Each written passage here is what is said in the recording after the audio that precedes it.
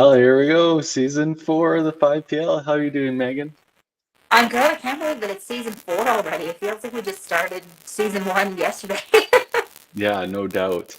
It wouldn't Absolutely be a nuts. 5 Pin Universe show without being a few minutes late and getting everything ready and behind the scenes. But we have a Katie couple and new Tracy are teams. taking notes on you. Yeah, I'm sure they're taking notes. Um, so we have a couple new teams into the league. So it's a 26-team league this season. We'll go over the shorts division really quick. So that's the other division. We're not covering that one on this stream, but the Lumberjacks, the Next Gen, Revengers, Kingpins, Dakota Dynamite, the Snowmen, Avalanche, Holy Rollers, Bombers, the Maniacs, the Knockouts, and the Average Pros, and the Storm Strikers have joined the league.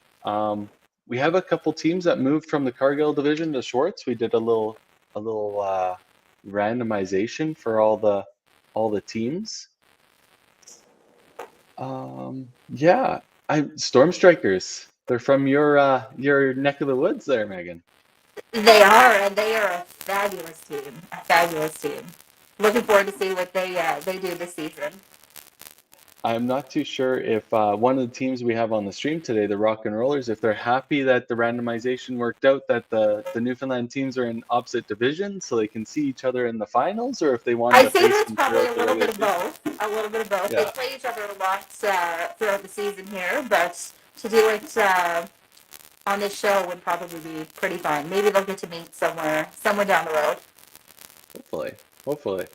All right, and we'll just go over the Cargill division here really quick. So we got the Fraser Valley Venom, the Rock and Rollers, Pinslayers, Toppler Roses, Crushers, Misfits, the Mayhem, Carnage, Eclipse, the Caribou Thunder, Pin Sanity, Trash Pandas, and the Quebec Rebels. Once again, obviously a few changes there from division to division, but the Rebels are the new team in.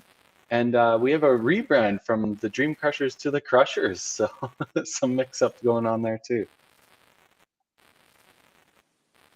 Excited to see the Quebec Rebels because they'll be playing a little bit later today, so they'll get to have their debut right here.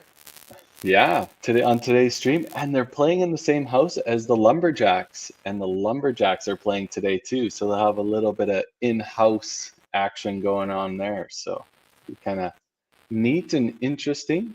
We'll go over our matches for today. So we have the Rock and Rollers playing Pin Sanity right off the bat. Then the Pin Slayers playing Rock and Rollers. Pin Slayers versus the Rebels. And then rounding it off, Pin Sanity versus the Rebels. First of all, just before we jump into all the action, we just want to thank Venom Industrial Incorporated from jumping on and becoming a title sponsor for this season, making things a lot easier to manage and run things in the background without that always that financial burden coming right off the bat. So them and all the other sponsors, Cargill and Schwartz Home Building Center, obviously coming back as division sponsors as well. So with that all being said, yeah, let's bring in our team managers for our first match. So from the Rock and Rollers, everybody's favorite, Mr. Shane Chafe. Hey everyone. From Pin Sanity, from PEI, Alan Clark. Is Val gonna step in, Alan, or are you gonna run the show for us Sure. today? She stepped away. She's a little further back now. Awesome, no worries. We had that discussion earlier, but I don't think it sunk in. No worries. So season 4, home opener. How you guys feeling? What's going on? Give us all the insight. Any we'll start with the Pinsanity because obviously you guys had a little bit of a shakeup on the roster. You had a trial in the off season for your team. How's that looking? How's everybody feeling? Everybody's looking forward to the year ahead. Yeah, we did a roll off a month or 6 weeks ago. We've got a lot of people that wanted to be on the team, so we felt it was best just to open it up. And yeah, we've got a few changes. One of our bowlers decided not to come back. Another one had work commitments and unable to try out. And yeah, I think we have four new people this year. Is it? No, Three. That's awesome. I can't wait to see them. That is Yeah. awesome. Competition he's before the here. competition. Yeah, yeah. And Shane, obviously new to the Cargill division. Do you feel a little pressure coming into this side of the whole league? Yeah, I mean, I think first thanks to Venom for being the league sponsor. I mean, for someone who coordinated lots of events in my day, I just know what it means to have a title sponsor. It's huge. I don't think no added pressure. I mean, we expect a lot out of ourselves. So, and, you know, we're pretty much all veterans on this team, so we know what to expect. And, you know, we got an end goal. So it's just a matter of achieving it. And we start today, and if we're all prepared, we're all ready. So we're looking forward to the season. And we really love the division shakeup. I think it's great. I think it's, you know, to meet new people and take on new people instead of the same teams every year. I love that personally. So our team is certainly looking forward to this year. Yeah. I personally was looking towards a lot of the rivalries and stuff like that. But then, yeah, I do get it. There's so many teams in the league, and you don't get to play the whole other side all season. And hopefully you run into one of them at the very end, right? So I do get both sides of it. So that's amazing to get that shakeup, and you get to play some new teams, see some new faces. So with that all being said, Rock and Rollers, what's your lineup for today? So we're going to go with Brandon Tibbs up top, myself second, Katie third. Brad is going to go fourth, Brad Glenn, and Smitty is going to be on the bottom. We have Mitchell Williams as our bench player, and Courtney's not available today, so we're going with 6. Perfect. And Alan Clark for Pin Sanity. Alrighty, we got Nick McRae, Trey Wedge, Scott Clays, Mary Jo McKenzie, John Walsh, and Amy Spence and Ian Stewart on the bench. Perfect. Well, without further ado, let's get this match going. Yeah, it just brought to my attention. We left the shirt ordering part of it a little too late, so don't be confused by the names on the back of the shirts. No worries. We all understand, and we know the shirts look great, and hopefully you get them soon for your next setup of matches. So, best of luck to both teams. Good luck, guys. Yeah, good luck. Good luck, guys.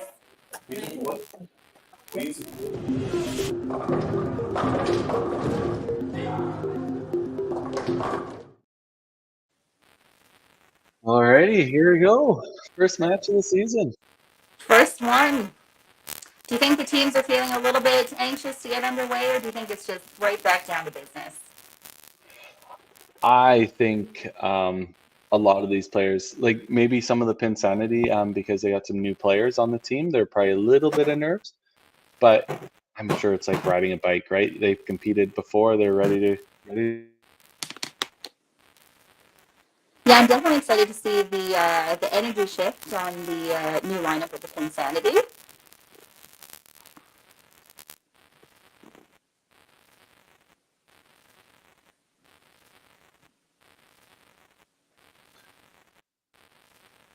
Ooh! I'm just having some internet issues here, so hopefully this gets going.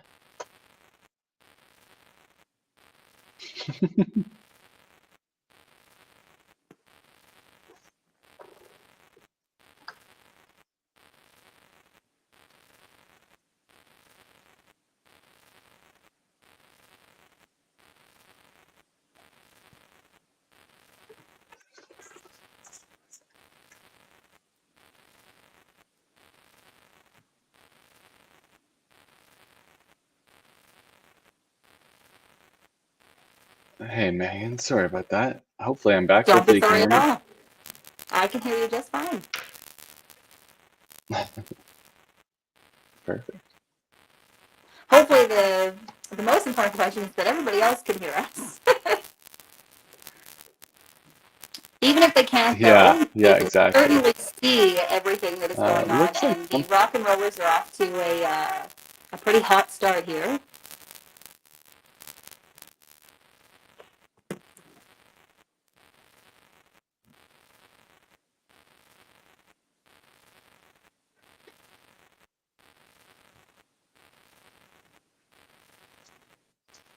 All right.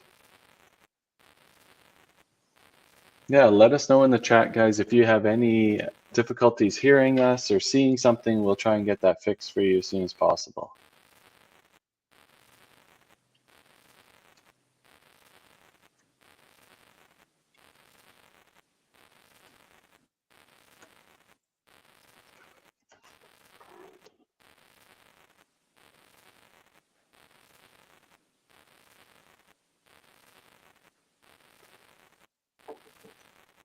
All right.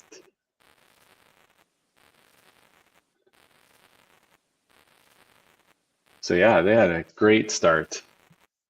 Only one opening by Mr. Brad Glynn, missing his corner spare.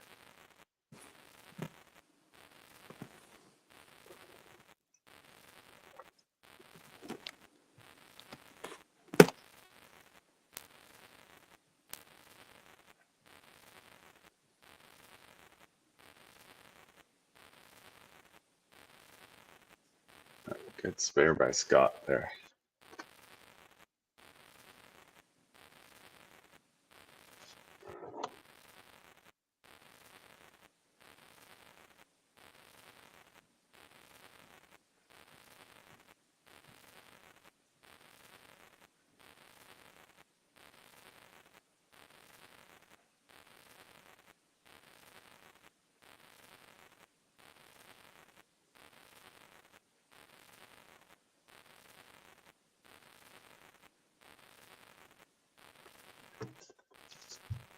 All right, and Mary Jo cleaning up her corner here.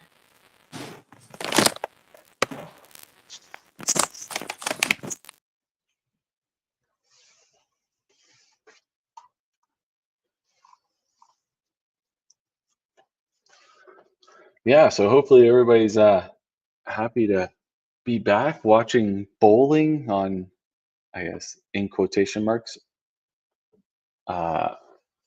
live television. Yes, if you look at it that way. But yeah, 26 teams, 13 teams in each division. So each team has 12 matches throughout the year. We're still working on the scheduling for everyone. Hopefully, Mr. Tim Wiseman's able to work out all the matches so we get everybody in due time getting their stuff in.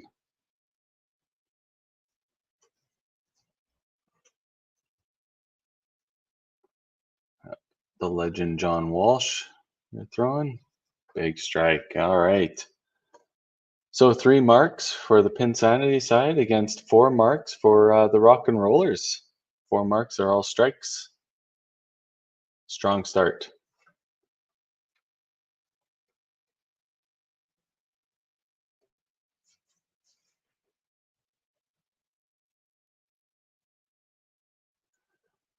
Nick following up his chop spare with a head pin. And Mr. Tibbs doing the same on the Rock and Roller side.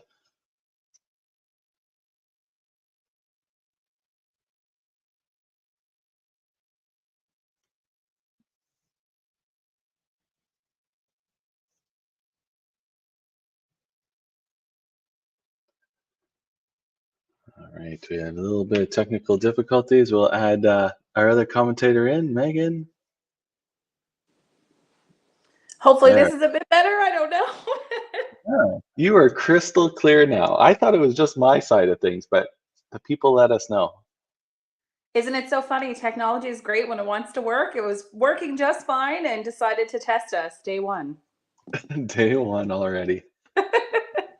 Unreal. Oh well. No, you sound fantastic, and we got a little bit of a barn burner to start here.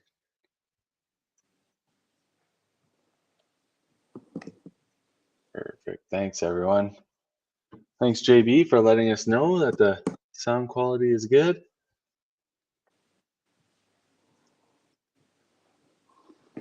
Yeah, like crystal Obviously, clear. everyone wanted to hear this voice. That was everybody was tuning in for it.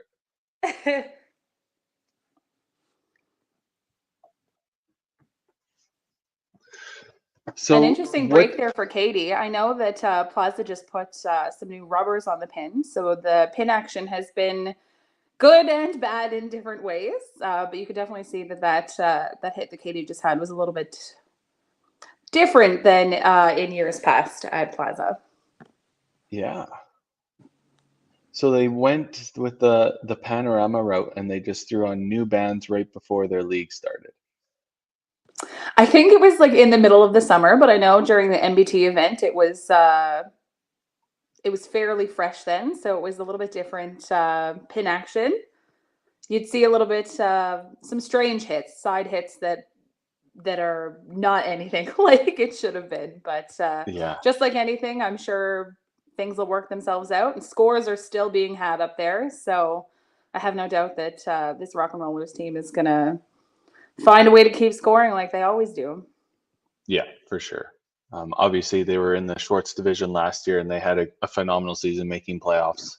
And yeah, like here on the Pin Sanity side, they kind of run into a headpin train going on. Isn't it so funny how that happens? One person does it, the next does it, and it just travels down the line so quickly. Yeah, yeah. But that's the great thing is it's total pinfall. You can throw one head pin and then follow it up with a 4-bagger. So And I think that's such a huge note to make, is that so many people get hung up on the head pin of it all, when realistically it's one moment in time, it's one frame. There's nothing you can do to change it. So move on to the next frame and focus on that good shot the next time. yeah, yeah. Hopefully people are catching a little WCBT action going on. All the post-produced shows are coming out and a little bit different format. They have a pins game where a head pin could lose you a whole match in one frame. It's just the different formats. It is going on, definitely competing different. formats. Yeah. The head pins continue over there for Pin Sanity. Mary Jo followed it up. John Walsh is going to be looking to break that. You don't want to carry a whole frame like that.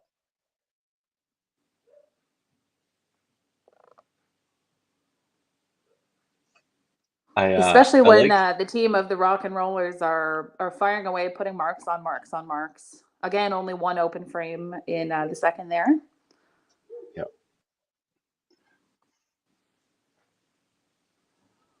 How accurate do you think the mileage is on for the Rock and Roller side? 60 kilometers per hour. It's not we have even Brandon close. Tibbs.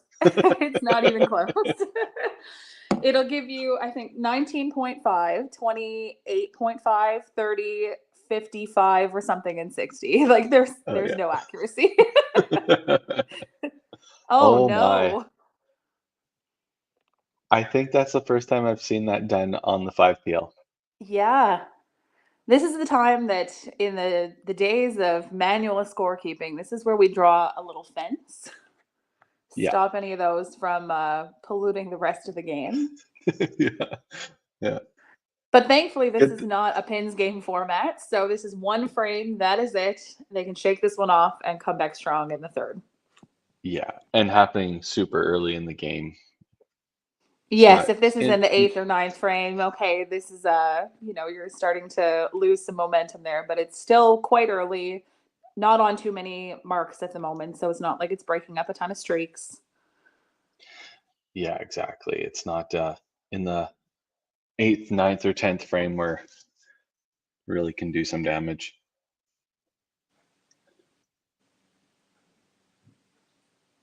There we go. Nick making Something sure a little that they different. don't keep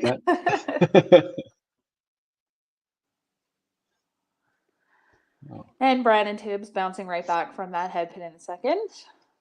Finding the side. One of two Brandons on the Rock and Rollers. Yeah, they are bookending this team.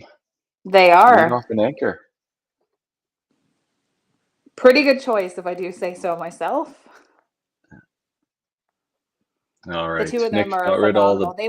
They were actually the two singles reps for Newfoundland this year. Brandon Smith was the open singles rep, and Brandon Tibbs was the master singles rep. Brandon Tibbs walked away with a bronze this year. So great showing by the two Brandons for sure. It's been a pretty good year, I would say, for Newfoundland. They had a couple singles titles on the ladies' side in the Masters and the. Yes, absolutely. The Rock and Rollers are bowling today with a phenomenal team, and they are currently lacking. Strong showing from Newfoundland. Masters. Obviously, adding the Storms well, right? Yes, for sure. For sure.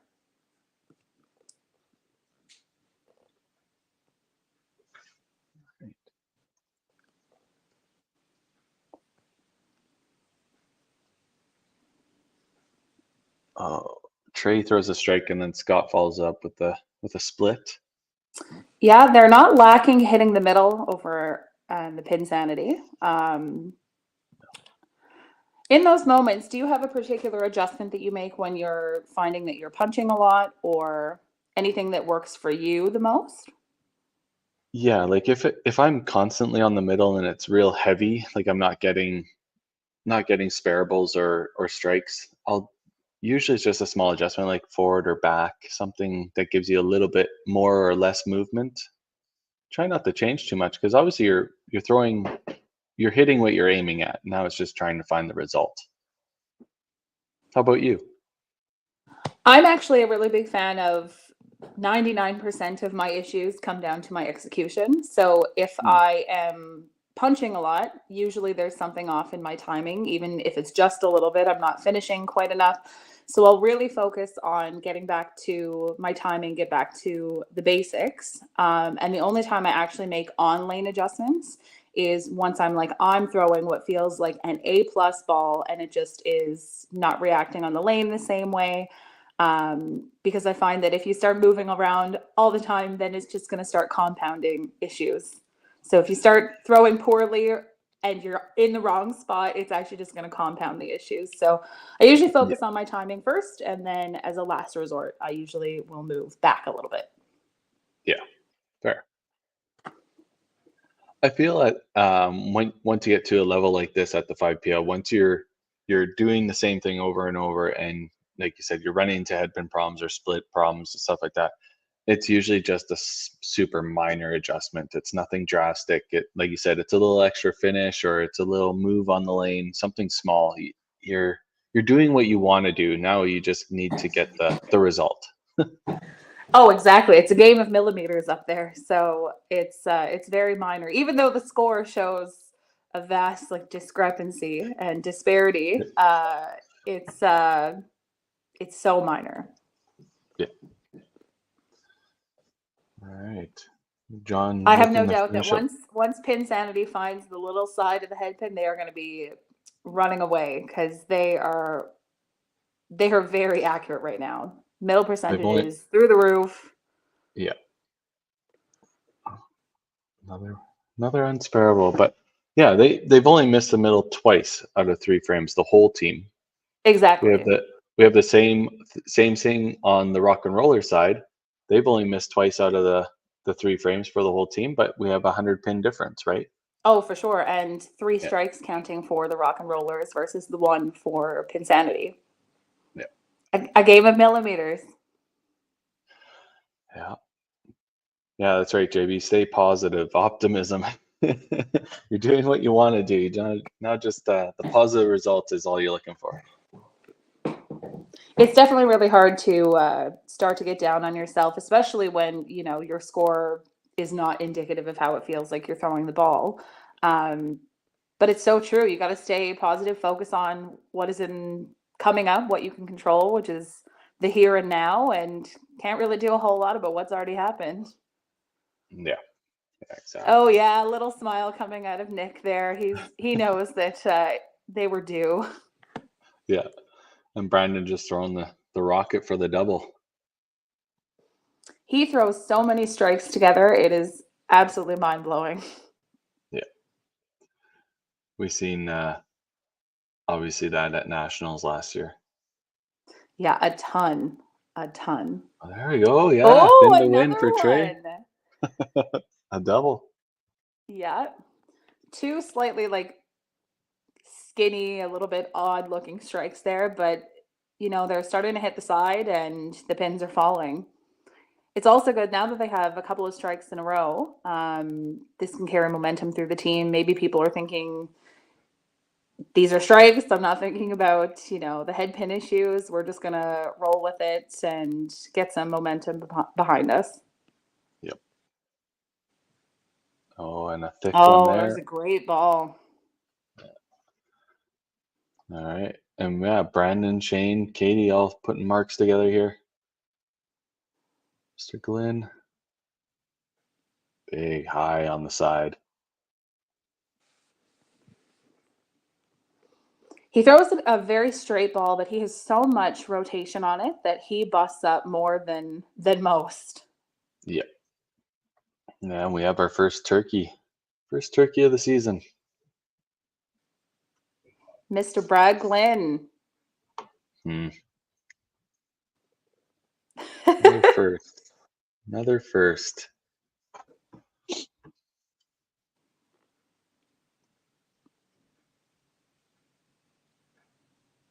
All right, great frame for the rock and rollers. All marks. 2 doubles working.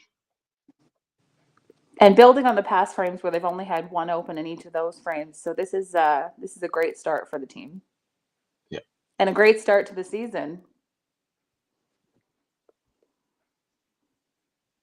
Mary Jo looking to spare her miss here.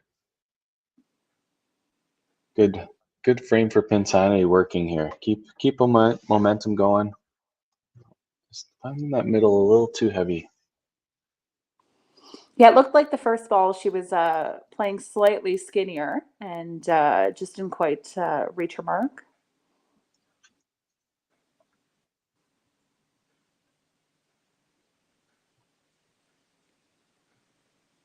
I don't know. Great sticks.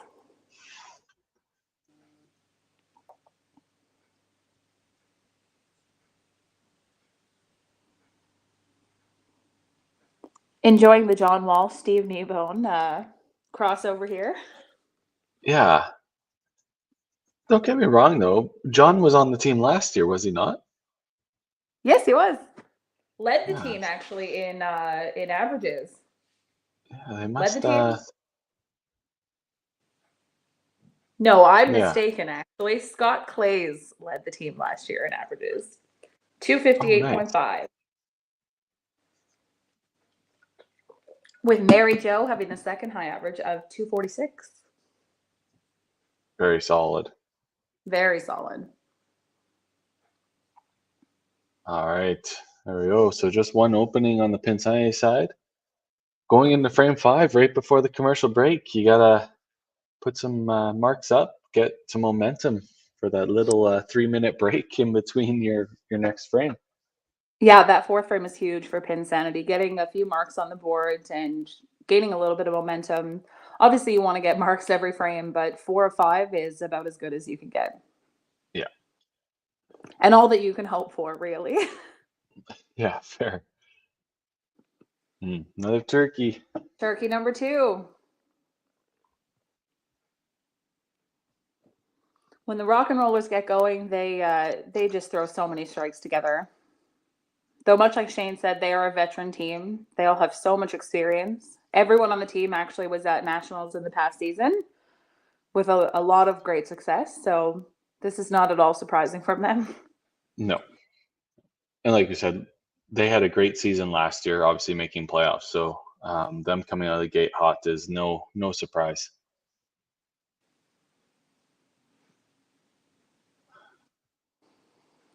A little bit of a heavier hit for Katie. She's been working really hard on her corner pins in the last season. And I know we laugh and joke all the time about her execution. Oh, I jinxed it. It's the commentator's curse. The commentator's curse. I should comment Trey. after. Yeah, Trey punching, hoping for his first turkey of the season. Yeah, it's all really close there. Just like I said, a game of millimeters. Yeah.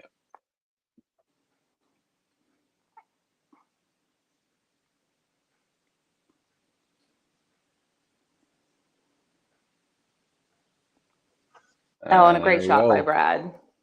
I have a ham bone. We have a graphic for that. We didn't even throw up the turkey. Oh, I don't have that one. I took that one down. Compliments to the Youth Challenge Nationals. They got us all these graphics here, so we're going to be using a few of them as we go. The evolution of the strike. Mr. Brad Glenn, he's been a bowler all his life. You think you'd know that there's oil down the center of a lane? Well, In Newfoundland, that's not the case. Yeah, we don't have any oil really here. Though I will say, Brad, who is is the owner now of both Holiday Lanes and Paradise Lanes, recently started adding some oil to the lanes down at Holiday. So there was a bit of growing pains the end of the season last year after he had oiled. But no, we don't typically see much oil here on the East Coast. Oh man, that would give me a heart attack because there's no way I'm sliding on that slider after. Great shot by Scott, getting the strike on the mark. He's doing great. Oh, Mary Jo, just heavy. Do you think now is the time that you're looking to make a change, a swap? I know they said they have Amy on the bench, or are you? Yeah. She's still on the middle. She's still, she's right there. What would your thoughts be as a coach right now, heading into the break? Yeah, obviously that's got to be on top of your mind. You're probably looking at who else is kind of in that same boat on your team, because obviously Amy can go in for anybody, but if she goes in for Mary Jo, that's obviously their one move. But you got the commercial break. You can practice on the side in the 5PL. There's no issues with that. So they're probably going to have a little team discussion maybe in the commercial break and see where they come out with for frame 6. I would say the break could be a blessing or a curse. Yeah. If you're hot and you're headed into the break, maybe it's cooling you off a bit. But if you need a moment to regroup, where you're running into issues like you're seeing with some of the players on Pin Sanity, maybe it's a good time to have that regroup moment and get your head in the game, so to speak, for the last half of the game. Yeah, we always see it in the commercial break. It's either you come out hot or you come out flat. Doesn't seem to be too much middle ground with this 3-minute break. Obviously, Rock and Rollers are a very quick team, so they got a little bit of extended break, but that's their choice. It is, in fact. They're also throwing a ton of strikes, which speeds things up too. 100%. All right, so we got 6:26. John left the corner there. It actually did fall. Perfect. Great. It was very slow, but it fell. 4:34 for Pin Sanity, and we'll run our commercial break and bring back the last half of this match.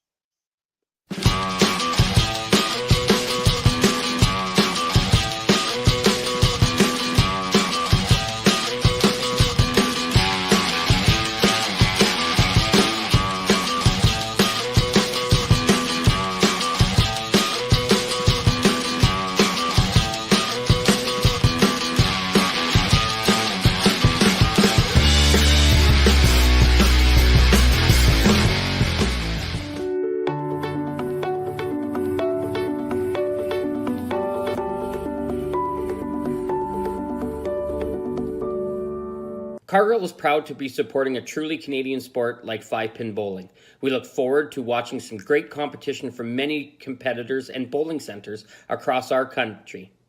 With hundreds of locations across Canada, Cargill is committed to helping the Canadian farmer thrive. Whether it is selling commodities, getting agronomic advice, fertilizer needs, crop protection, and marketing expertise, Cargill is here to help. So please enjoy this bowling. Thank you.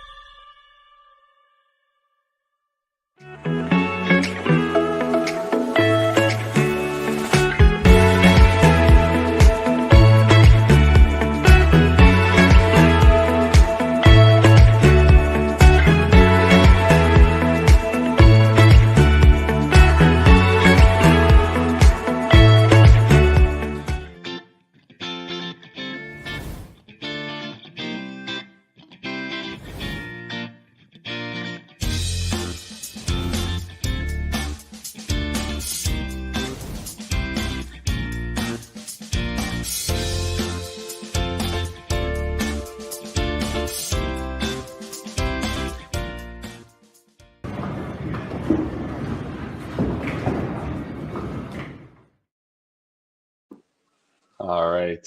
Last half of this match, we have a 626 to 434, so just under a 200 pin lead for the Rock and Rollers, and we got a few doubles working.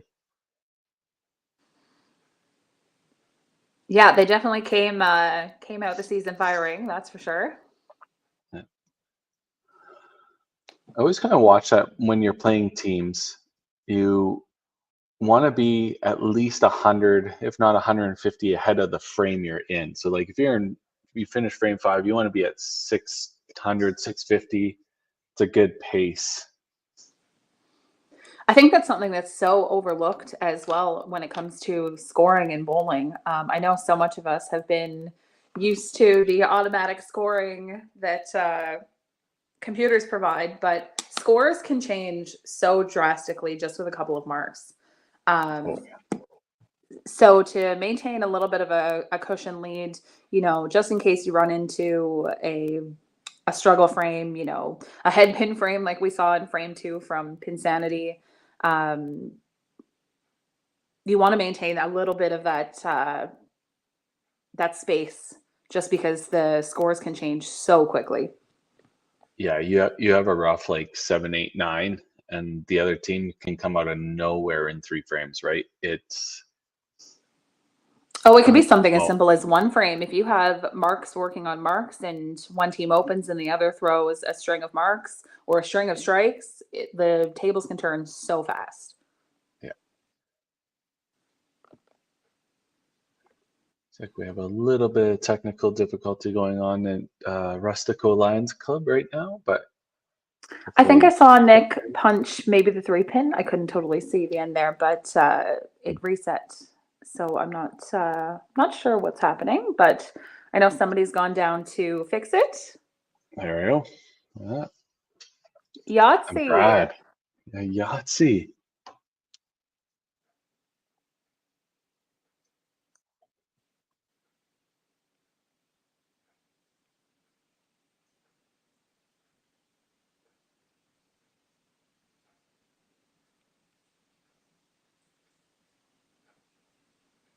We see Amy warming up over there for Sanity.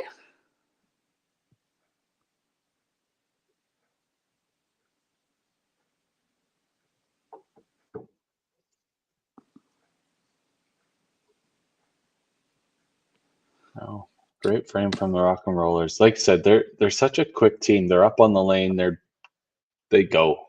There's not much set They just time. go. There's not. Yeah.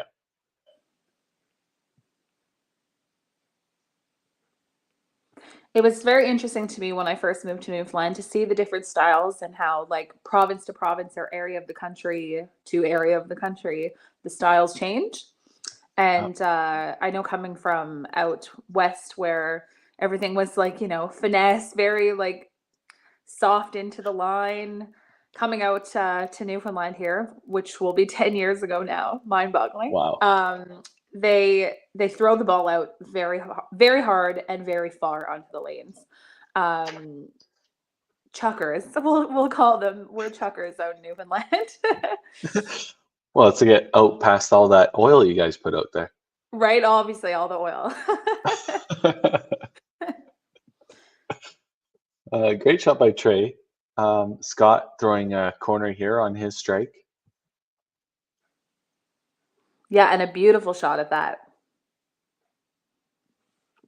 I thought it was a strike, actually, so a little disappointing that it was not. Yeah. He's throwing really well. Ooh. He's been so accurate on those corners, too. He's already had 2 of them.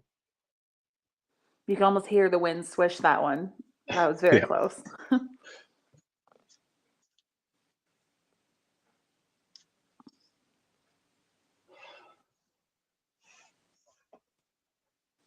There you go. That was the one you wanted to throw. It's pretty easy, he says. I could almost read his thoughts and his mouth, even though he was facing away. There it is. That's the shot.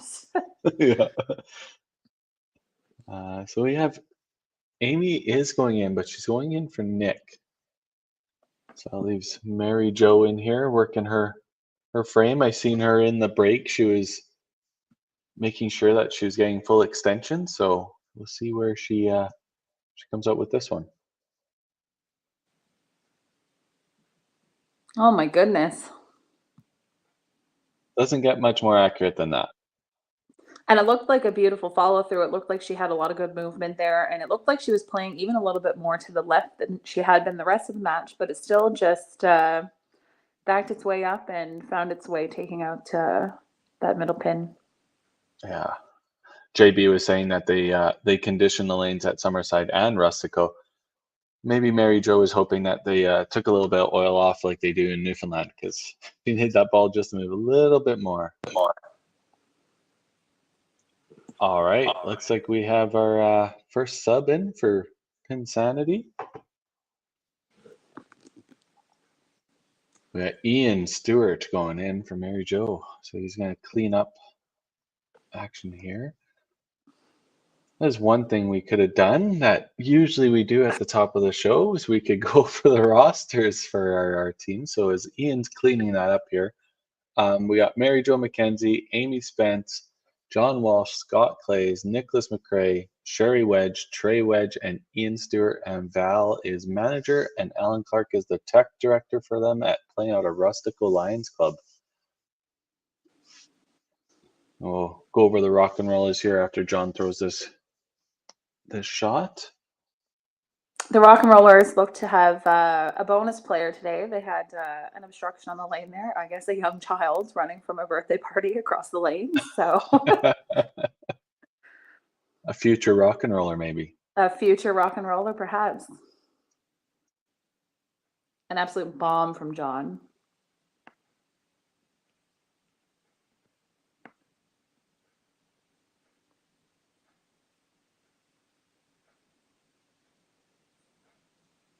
All right. So Amy once again going in for Nick here.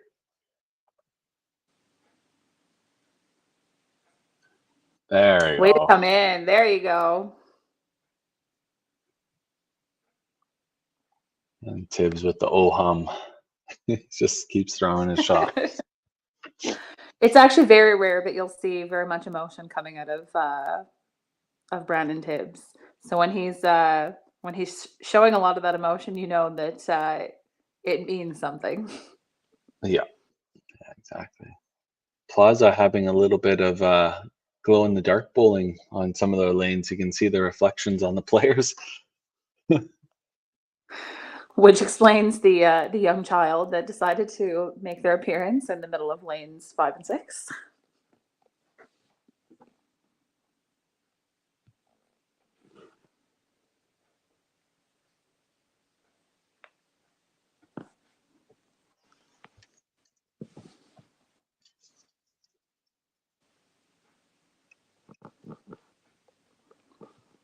Looked like a bonus pin there for Katie. Yep. The ball might have been laid down a little bit more than what she normally does, but still got that head pin. And makes easy work of the chop. Arguably the hardest spare in 5 pin. Arguably. We sell a shirt about how hard it is to spare the chop. So Chop cherry, everybody. Chop cherry. The chop cherry. Ooh. Brad doing the same thing that Katie did. Yeah. Just touching the middle. Getting that bonus count though. Ian's first ball gets the chop. Chops everywhere. Oh, there it is. We put Chop the curse cherry, out. everybody. Shirts available at 5 Pin Universe. Yeah. Let's get those sales up. Maybe we'll come up with a new design for it. We'll sell it out. Ian showing Brad how to spare that one. Yeah, no flies on Ian there. And a great frame so far by Pin Sanity. It looks like that those changes have made a huge difference so far for them. Yeah.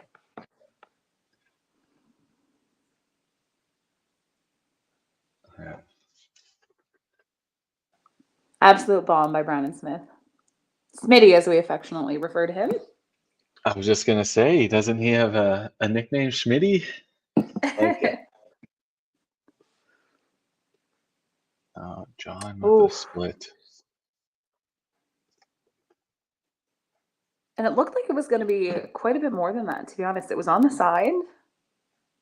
Could have been a Almost looked could have like it been a just blew cruncher. through. Ooh, that was a good chance at Yeah, the I was spare. like, he gave a good chance for the spare. But a big 5 count on that strike. I know it's easy to get deflated by a head pin, especially when you're on a run, but those counts make such huge differences. I know just in my season, the last 2 seasons, I've lost 2 matches simply because I didn't take 5 on a head pin, or Ugh. took less than 5 on cleaning a head pin. So definitely very important. Strikes are big, but pins are also very important, everybody. Don't at me. Actually, you should at her. Everything. At me in the There we comments, go. everybody. What are your thoughts on pins? Yeah. Dueling strikes for the leadoffs here. Both got Dueling doubles doubles. working. Yeah, dueling Dueling doubles. doubles. Amy coming in strong. Something that is a bonus in this league, where you're able to warm up. I know when you're playing in tournaments like the Open, where you come in cold, sometimes it could be a bit of a crapshoot. But Amy's showing Yeah. what it's doing, getting the job done, coming in off the bench.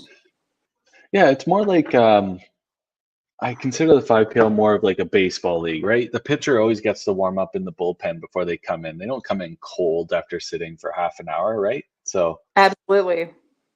yeah. What we do need for Shane is a little bit of a ham, because that's a ham bone up there for him. We got a ham bone. We do have that. We have to get an animated graphic, something that walks across the screen or something. Out by Katie. Good spare there. Trey's been throwing really good. Just has 3 open frames. The rest have been really solid. And apart from that first frame, which as a new player on the team could be simply, jitters, he's been extremely accurate, even with those head pins. I mean, game of millimeters. Yeah, exactly. He just happens to be running into Shane Chafe, who has a ham bone working. It's true. An uncharacteristic miss by Brad there. 5-hole is not something that you will traditionally see from him, so I have no doubt that there's 10 coming up from him. Yeah. First turkey, first ham bone, first Yahtzee by Brad Glynn, and then first 5 whiff. First 5 whiff.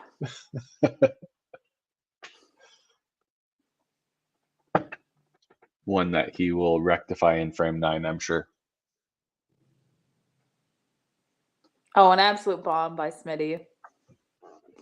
I always say one of my favorite things when he gets going is he does the little tiny fist pump. Yeah. It's like he looks up to the sky. Oh yeah, a little shake of the fist. Yeah, exactly. Do you yourself recognize your own mannerisms after a shot? I have a few things that I do. Most of the time when I play, I'm like very, very calm. You won't see Yeah. very much from me, but I usually do I'm spinning around little like fist pump. Yeah. Mine is like the back pedal, like almost like the moonwalk backwards, Oh so you yeah, I don't look at totally do that. anybody. I hate it. Oh, See, great I shot do by that Ian. in like a really big shot. If we're in like a, I need to throw a strike to win a match, or we're battling for whatever at provincials or nationals, I start running it out when I know that it's gone, and I'm back. I'm back off the lane before the ball even hits the pins. Yeah, for sure. But yeah, the spin around little fist pump is about what I'll do. Yeah. So pin Sanity, having Amy and Ian come in, have thrown 4 marks between the two of them. They've come in really good for the team. And even more than that, you can see the momentum that they've changed for the team. Like, they're throwing a ton of marks, picking up a ton of pins. Even that head pin from Scott was a 15. Yeah. Big change just in the Definitely. dynamic of the team there. And John It's making fair it to look John. easy, getting that pin. Yeah. Just an expert out on the lane. And I love, like, he's so calm, he's so collected. It's almost robotic in a way, which in a sport like this where it's, repetitive movements over and over again, I think it's why he's been so successful in his career, because it's the same every single time. Yeah. They usually say, like, if it's boring to watch, it's usually that player that's playing the best, right?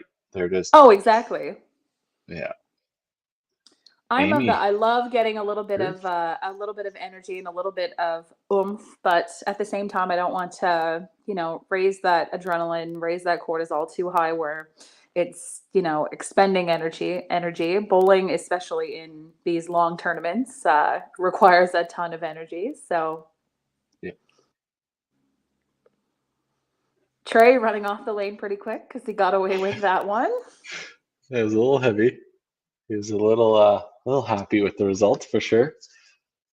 But Amy with the turkey up top, Trey playing solid right below her there. So we've kind of flipped that dynamic at the top. Obviously, a pretty big deficit when the change happened, but at least like they're gaining a little bit. They're not losing ground, right?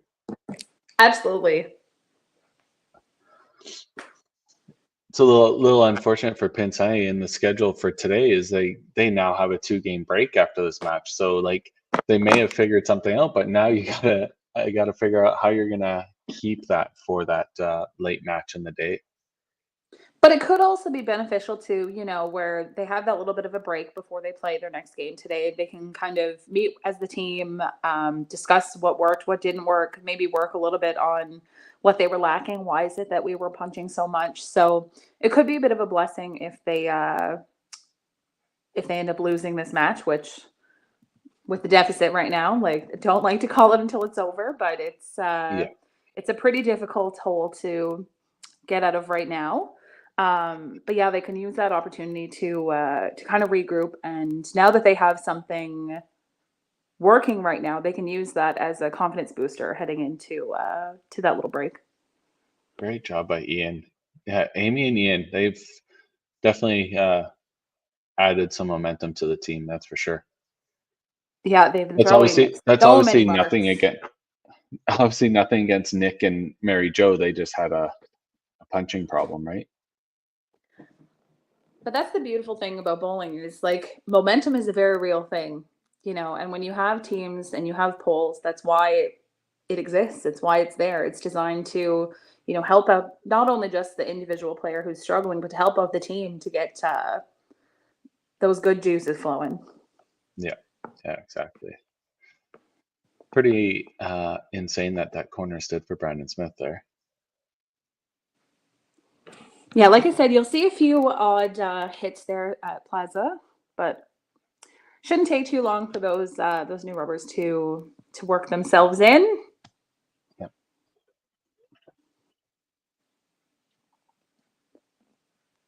All right, so we're working into the 10th frame here after John throws this ball. A couple matches kind of still undecided, but Rock and Roll is looking like they're going to come home with the team total for sure and a few extra individual points. Yeah, so far it looks like all have been decided except maybe that third line. Yeah, third line, yeah.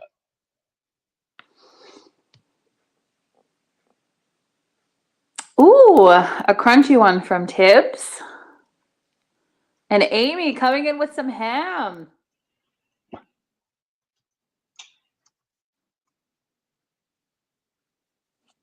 The old ham bone.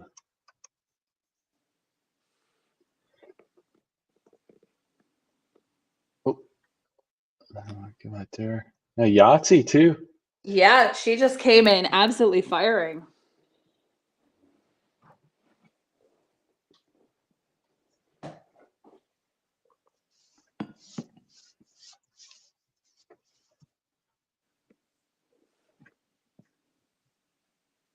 All right, great game. An Way to come off the amazing bench. comeback. Amazing comeback.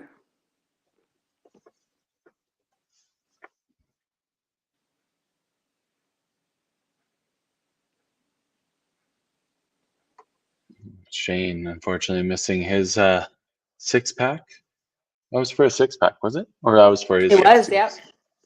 No, he was on 5 already. There you go. Ooh.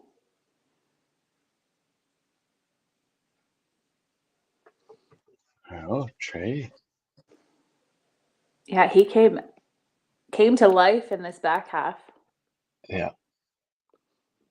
Yeah, he just had the two, obviously the first frame mishap and the 2 head pins, but like he's been solid. He's been on for sure. Head We pin jinxed defense. it. 3. Yeah, of course. Never fails. But still a very well bowled game by him. Ooh. I know that Katie's ahead in this match there in the 3rd line, but this definitely opens the door for Scott to come in and maybe even take that match away. Yeah, he needs obviously a super strong finish.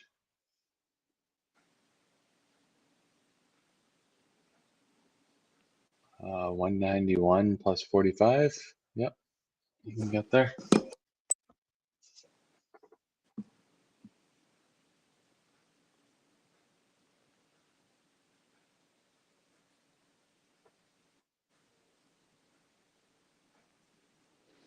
Big sticks again from Katie. This is where the might come to get me, but those sticks are really big. It's now forcing Scott to have to do a little something here to come back and win this match. Yeah, needs to throw the double.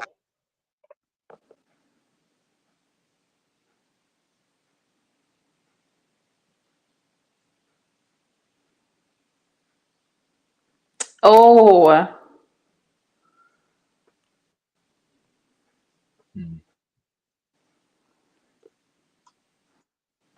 A great attempt from him coming in, clawing back in that match. What do we got going on here?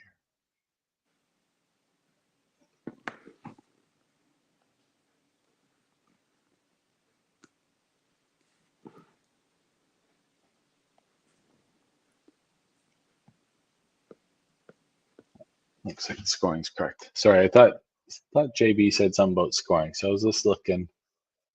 Looks like it's all correct.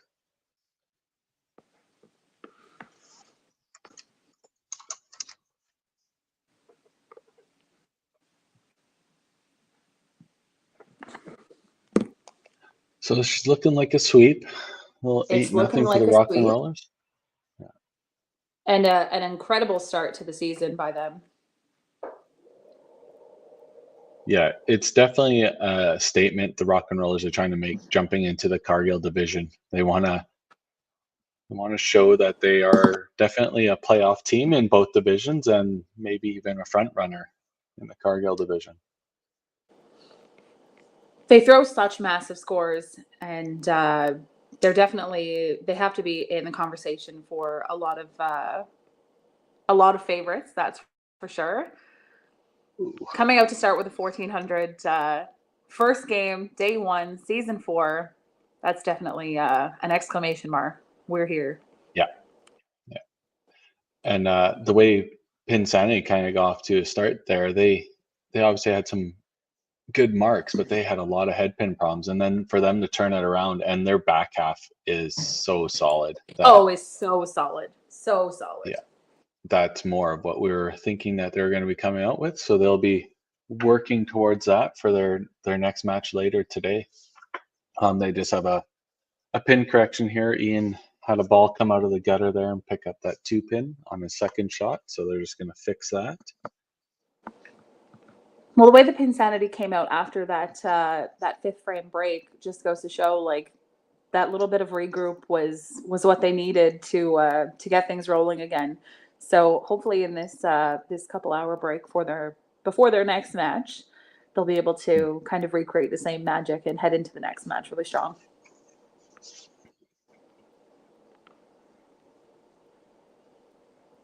So we'll let these players just wrap up their games here, and then we'll bring in our managers for a quick post-gamer, just a couple minutes, and then we'll run our commercial and get our next match going. We're a little bit behind time, but I'm sure the next match will speed it right along here.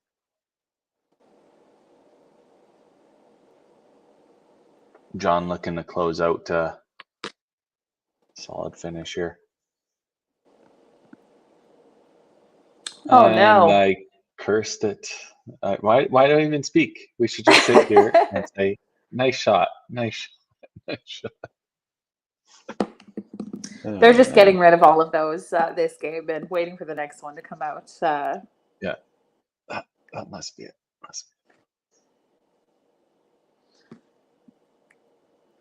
All right, so 14-22. Obviously, that's a massive score. That's above average for the league. So the Rock and Rollers put in a real solid one there to 11:09 for Pin Sanity and at 8-0. So we'll dip our managers in here. So Shane from the Rock and Rollers and Alan and Val from Pin Sanity. Obviously, we'll wrap this up pretty quick. But Shane, great start for the Rock and Rollers in the Cargill division. You couldn't ask for obviously a better start. Yeah, I mean, we've all been around the game long enough to know how 8-0s go. You know, it's a bit of good bowling, but it's also a bit of schedule luck and lineup luck, and you know, we've all been on both sides of it. So not really much to say. You know, we were lucky to be on the good side of it, and you know, the team threw well. We seem to always have somebody on a run to keep it going and kind of not let them back in, which is important. You don't want to relax too much when you're running. So that was a good win. For sure. Just one little tidbit of information before you jump into your next match is Brad Glynn went 5 whiff. Just keep that in mind. Just let him know about it. He's well aware. You know, we might plug him. You know, I don't even know if we're going to start him. Yeah, fair. Alan, Pin Sanity. We were just kind of talking about your first half, lots of head pin problems, but as soon as that commercial break was over, like the back half of that score was massive. Like that's fire. You guys were on pace for like a 1300. You're muted, I think, Alan. There we are. There you go. There we go. First half. Hopefully they're on track for the next one. Great game, guys. Yeah, thank you. For sure. Just a quick question before we let you guys go. Alan, I know you guys have a 2-game break. What is the team going to be doing for that 2 hours? I think we're going to start with maybe a bite to eat. Food. Yeah. A bite to eat first, and lots of time to warm up here for the second game. Perfect. All right. We'll let you guys go and we'll run our commercial break and get into our next match. See you guys later. Welcome to your next one, Shane. Yeah, you too, Al. Thanks.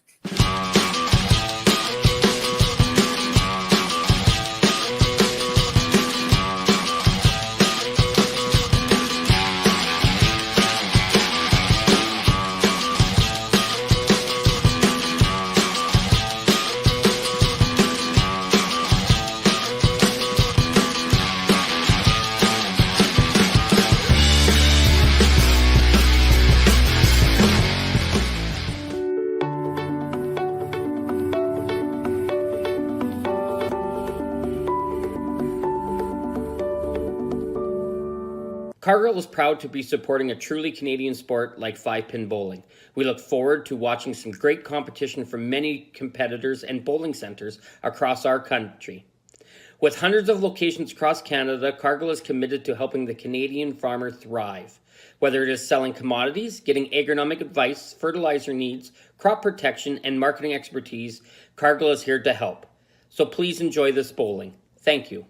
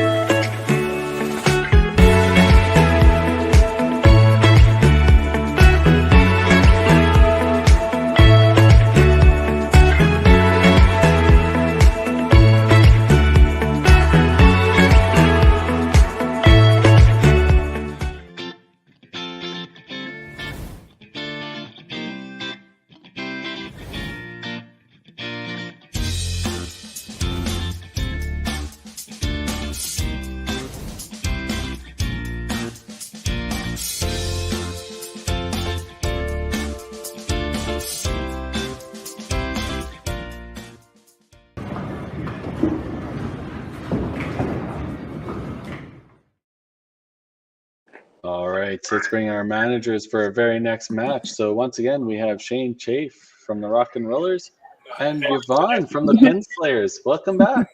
Thanks. Good to be back. Yeah. So Yvonne, obviously, first question: did you watch the first match? I watched the last part of it. Yeah, they're hot. So the Yeah. team is well aware that the Rock and Rollers have come over to the Cargill division, Yes. and they made a statement piece, 8-0 right off the bat. I saw that. Yeah, we'll have to slow them down. Oh, there we go. I like it. I like it. Yeah. So before we jump straight into the match, Yvonne, I noticed that your lane camera went down. So Yeah.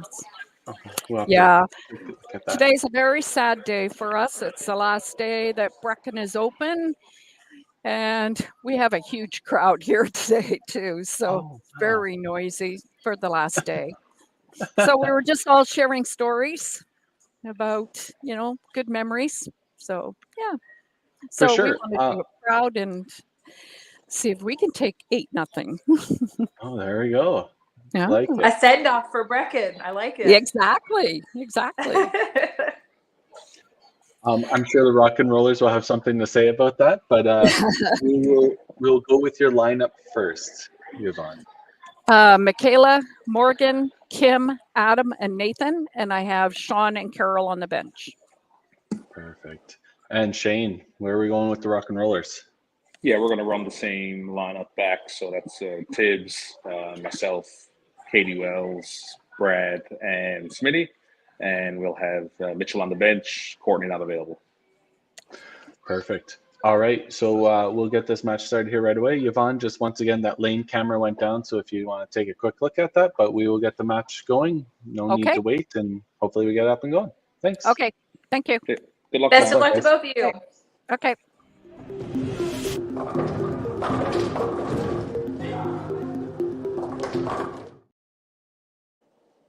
All right, like we said, they're just gonna try and get that lane camera up and running. But yeah, last day at Brecken Lanes. They will be moving to Duncan Lanes, obviously after this week. But Brecken, obviously a big center on the island for Vancouver. So A very, very sad day. I know I was fortunate enough to be able to play a few tournaments out there when I lived in BC, and very sad that it's an end of an era for them. yeah. But nice to hear that there's a big crowd there. A lot of people cheering on the Pin Slayers there, and a good send off for the lanes themselves. So looking forward to what this match has in store. Yeah. They the Pin Slayers were super solid last year too, right? Obviously another playoff team. And they're adding Michaela Eby to the team. 100%. Has a perfect game under her belt already. And I think maybe the only person to throw the perfect game, I want to say it was at like 4 a.m. or something along those lines. yeah. It was in a big marathon tournament, and yeah. Maybe someone in the comments could correct me if I'm wrong, but I think that it was somewhere in like game 8 or 10 of the 20 gamer. So it wasn't even like it was early on. She had been playing for quite some time at that time. So if someone knows for sure, let us know in the comments. Yeah. All right. We got the camera up and running. Let's rock and roll. Brad's throwing one practice ball on the other lane here. All right. Michaela's up. She's going. Here we go.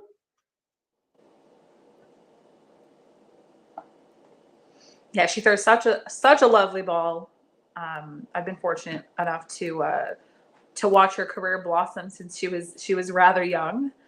So to see her competing in a lot of the adult leagues, I saw her at her first Open Nationals this past season, and she was actually Rookie of the Year, which was excellent. Right.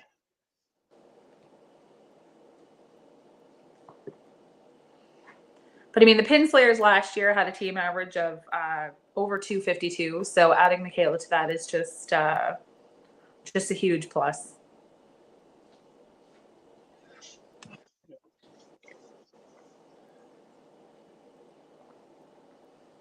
kind of nice. We have Steltronic for both teams, so very comparable score systems. We can see no It's quite a new predicting system there and- at Plaza, so I know they've been working out some of the kinks there. Some of the machines have some difficulty registering, but I definitely think that there's been a lot of improvements since they first installed it. So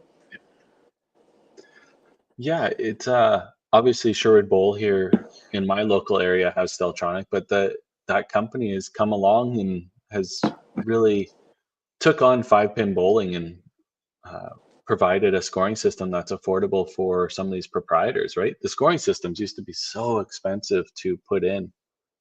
for sure, and in a 36 lane house like Plaza, it definitely adds up quickly. Yeah. There we go. We're hot start for the Rock and Rollers. Yeah. Perfect. I think this is a good time for if Shane and Brad are excited about it. This is a shot moment. Yeah. We got the Pinslayers rushing on the other side too. We might see some fireworks here on this match. Yeah, this is a great start for both teams.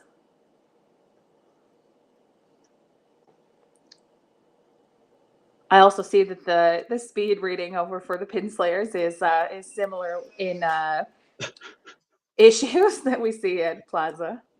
Yeah. The scoring sensor or the speed sensors may not be built for 5-pin bowling, is my guess.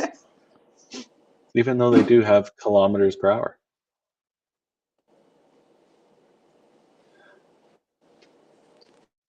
All right, we will, as Nathan goes to throw this ball, we're just going to go quickly over the roster. I know we didn't do it for the Rock and Rollers last time, so if you want to go over it really quick.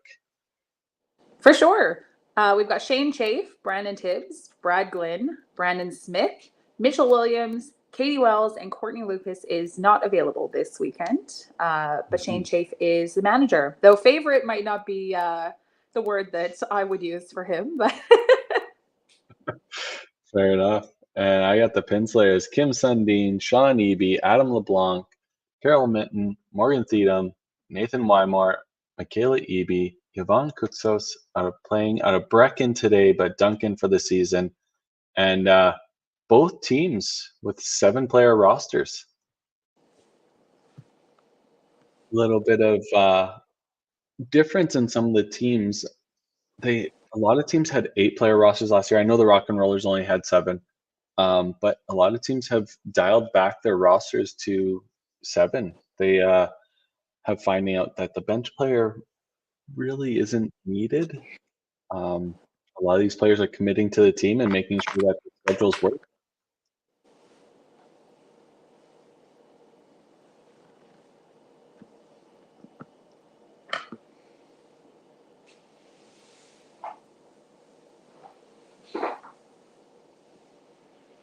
I hope that this comment from Brad Glenn was in reference to the 5 whiff. I'm pretty sure it is.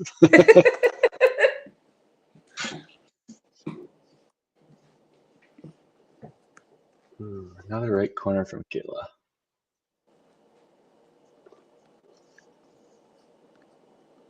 some fun graphics there. Yeah. Not sure why there was a cowboy riding in that right, but There is some strange ones. Rock and Rollers and are just continuing. the Rock and Rollers have just lit this game on fire. Yeah.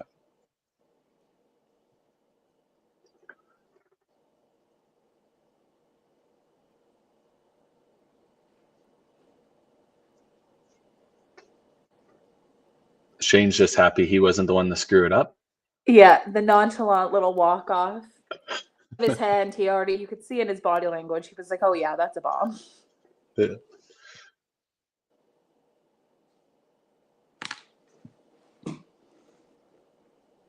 Another good shot by Morgan. Oh, Katie. Yikes. With her dreaded 3-pin. Those 3 pins come out of nowhere. I understand.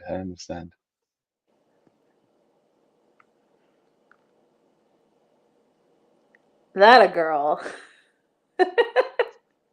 I didn't want to say it out loud, but Katie Katie's had a few instances in pretty high pressure moments with a 3-hole hole. So glad that wasn't the case today. Great start for both Morgan and Kim on the pin slayers, though. Doubles to start. Yep. And that strike puts Kim ahead in her match against Katie as well.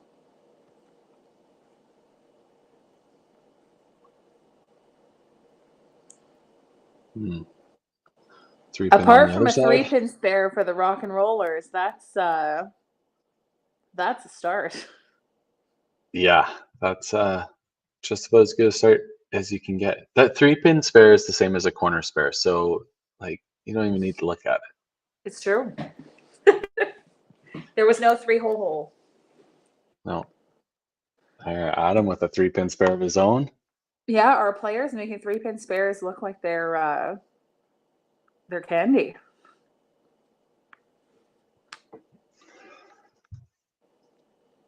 Just proving to the fact that the chop off spare is harder.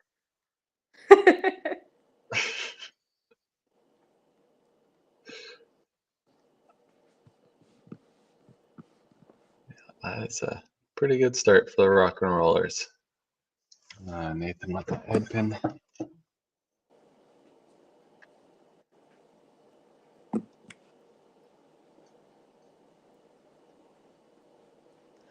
Definitely not the start that Nathan's looking for, but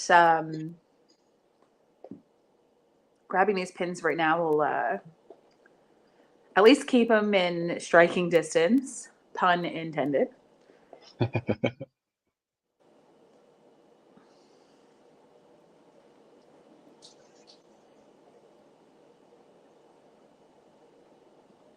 Yeah, once again, it's only frame 2. Even though it is a hot start, it is at most 90 sticks. Exactly. And there's something about seeing, spares. okay, I have 30 in the second versus, I had 10 the first frame, and then I got 8 on my head pin, and I got 18. Like, realistically, in terms of score, that's not a massive difference. But mentally, at least, it allows you to be like, okay, like it's not as bad as maybe it feels like.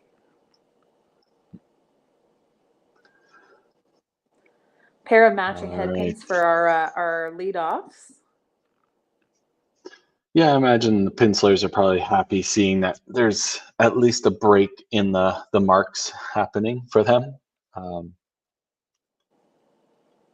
Not having the Rock and Rollers throw 11 straight marks is a better feeling than as if they were doing it.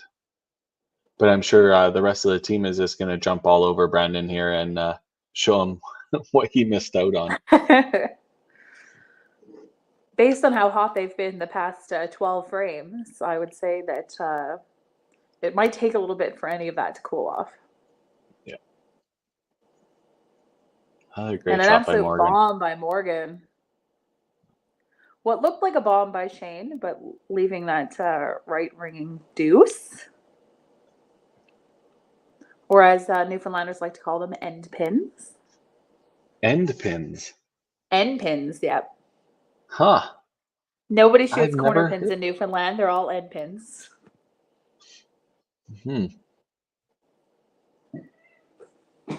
Makes sense.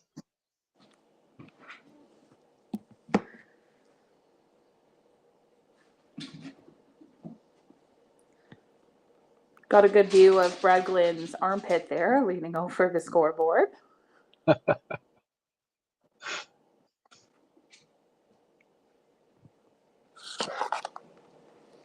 Oh, Kim missing your corner there.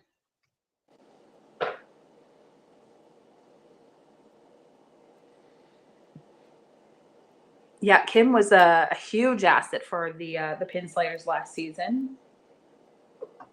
Yeah. Almost a 256 average and leading the team with 8 points through the season. So no surprise that she's off to a good start here as well.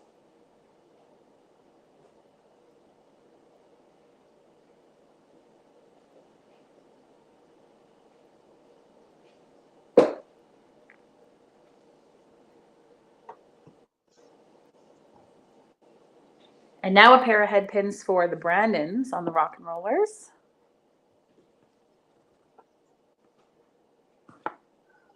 bookending it.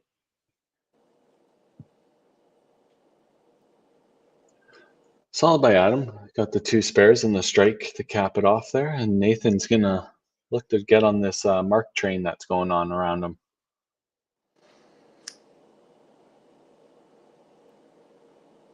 There we go. And much like we said in the last frame, within striking distance, that's put him right back in the match, particularly with that open from Brandon Smith. Yeah, technically, if they both bang out, he's ahead by 6, right? Exactly. So stayed close. Pick up all your sticks, as Megan was saying in match 1.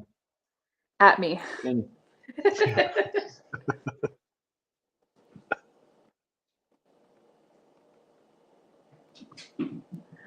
An uncharacteristic 3-pin by Tibbs there. He'll be looking to follow suit with everybody making their spares.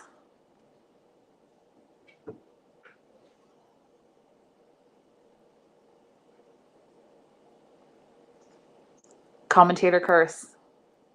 Yep. We were just saying the 3-pin spares are so easy, but Realistically, they should be easy because we're aiming for the thing that we shoot for the most. So they shouldn't be as hard as they actually are. And yet they are not very easy. At least the chop off is you're aiming for something you're not traditionally aiming for. So I understand why the angle might be making it pretty easy to get that cherry. Yeah. We got our first ham bone of the match though from Morgan over on the Pin Slayers though.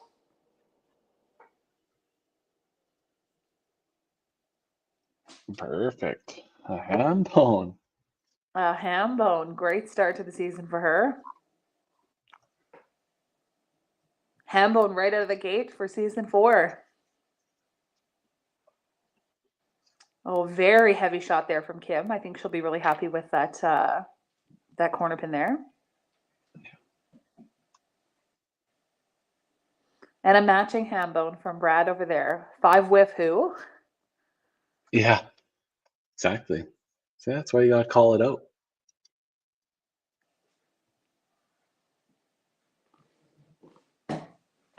Ooh.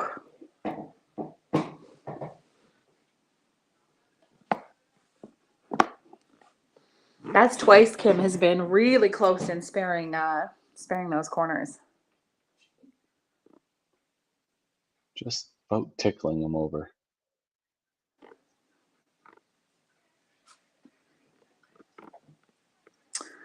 But Brandon Smith makes short work of his, picking it clean.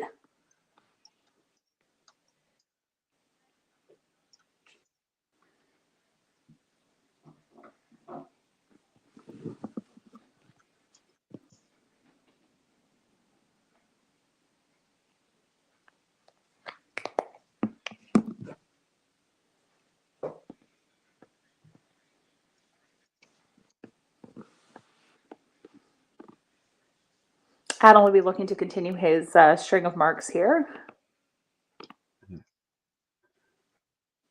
Pick up this corner. Oh, and no doubt, out of his hand, he knew it was there. I think when you reach this elite level, those single pin spares cause so much frustration, particularly if you miss them, because like, how can I miss one pin? Oh my goodness. Yeah, So it's always nice when you can get the job done, get it done.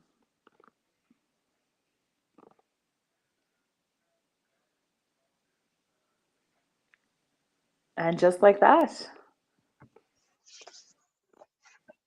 Oh, yeah. Within striking distance, as I said, at least that didn't age poorly. Yeah, just a 45 pin difference after 4 frames. So the matches are still really tight. Brad Glynn kind of the only one putting some or moving away a little bit, and Morgan on her side. But like those matches are all within 1 ball. Like, Oh, it's so exactly. close. I mean, that second line with Morgan and her 4-bagger is against Shane with, as close as you can be to a 4-bagger. Yeah.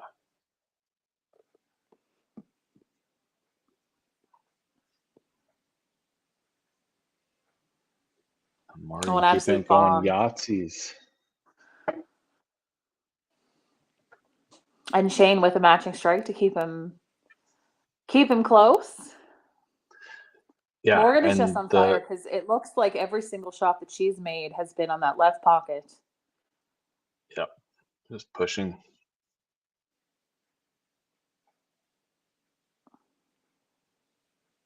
Oh, an Yeah, absolute okay. no doubter from Kim there. Love that. She'd be wishing that she picked up those corners. Oh, for sure. Like I said, so frustrating when you get to this level because it's that single pin. Like, this is what we practice all the time. It's what we should be very good at. So I could see a little bit of deflation when she was so close to grabbing them and missing those spares and missing those counts. Adam. But a still going. huge frame for the pin slayers heading into that commercial break there. That's exactly what you want to do. You want to keep that going. For sure. Let's see if Brad can continue his streak here.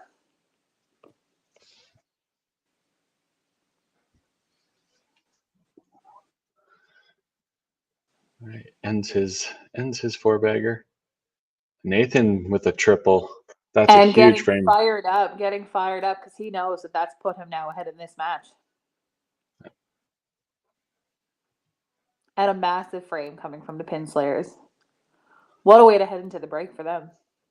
Yeah, exactly. They got 2 doubles working. They got 3 other strikes working. Like that's a great frame. The best frame you could get, obviously, before a commercial break. And they'll be slightly down in total pinfall, but with all those marks working, that can flip over pretty quick. Rock and Rollers putting it together. They're going to have another 630 at the half, just like they had in the first game, right? Absolutely massive. 640. Hey, 625 to 643 in favor of the Rock and Rollers, and we'll run our commercial break and bring back the second half of this match.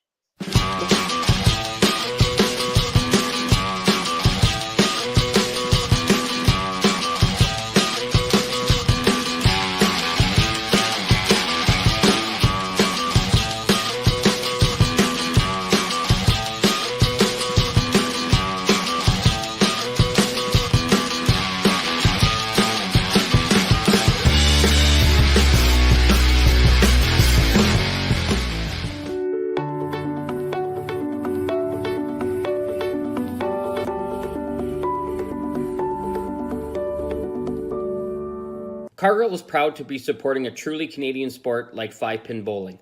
We look forward to watching some great competition from many competitors and bowling centres across our country. With hundreds of locations across Canada, Cargill is committed to helping the Canadian farmer thrive. Whether it is selling commodities, getting agronomic advice, fertilizer needs, crop protection, and marketing expertise, Cargill is here to help. So please enjoy this bowling. Thank you.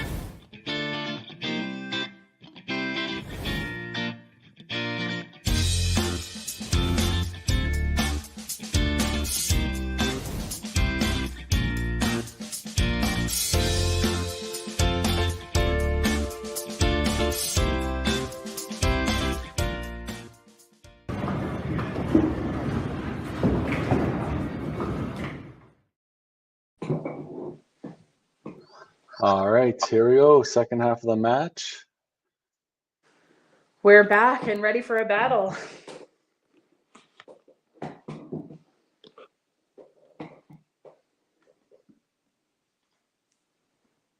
There we go. Kayla with the double. And keeping it going from before the break.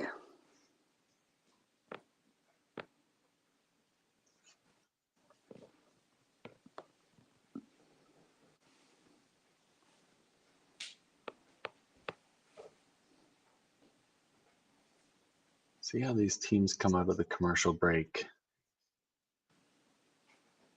Oh, Morgan. Ooh. Thick. Still on that left side of the head pin, but much heavier than her previous 5. So I'm sure she's happy with that corner pin there. Yeah, it looked Sorry, like when she let end go, she pin. was praying a little bit. Yeah, that was really heavy. But if I know anything about Morgan, watching her bowl over the years and bowling against her, she has a ton of rotation on that ball, so she's able to bust up a lot of things.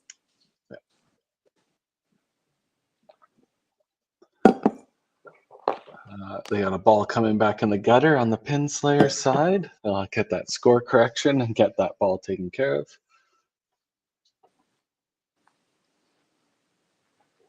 And Shane throwing that triple. Really, really hoping or really wishing he had that third frame back where he got roasted. Yeah. But very close on that match there now.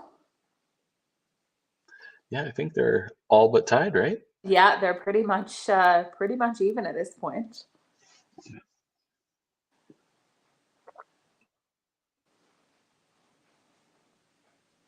And Katie following behind. Katie had an exceptional season last season for the Rock and Rollers. She led her team with 7 points. The women showing the boys how it's done. Kim leading with 8 on her team, and Katie with 7 on hers. And she averaged 277 for the season. So pretty phenomenal bowling by her. Yeah.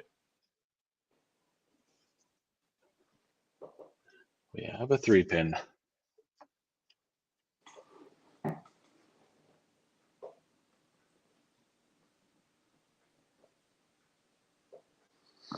On a single strike, that spare turn, just like we said, it could be a corner spare, it could be an anything spare. So she'll be looking to get that count for the strike on her strike there.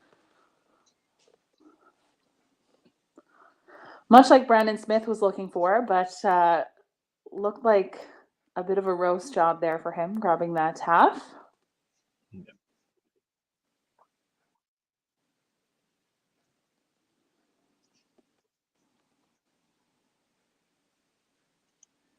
Mitch Williams warming up just in case.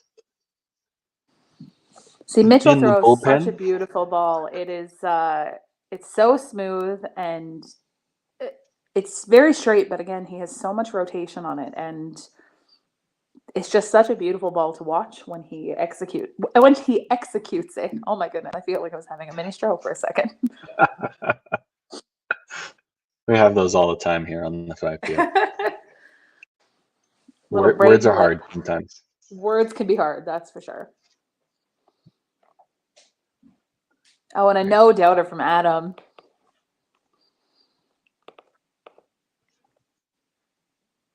He might even think that it was baseball because it looked like he was calling it safe.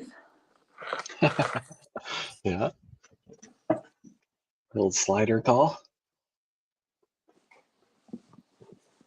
Hey, Nathan working on his triple here. Didn't love it out of his hand.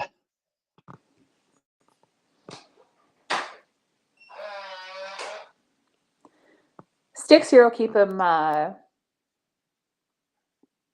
very close to, and it could be even ahead of Brandon Smith. Again, here, those counts are so huge, grabbing pins. Yep.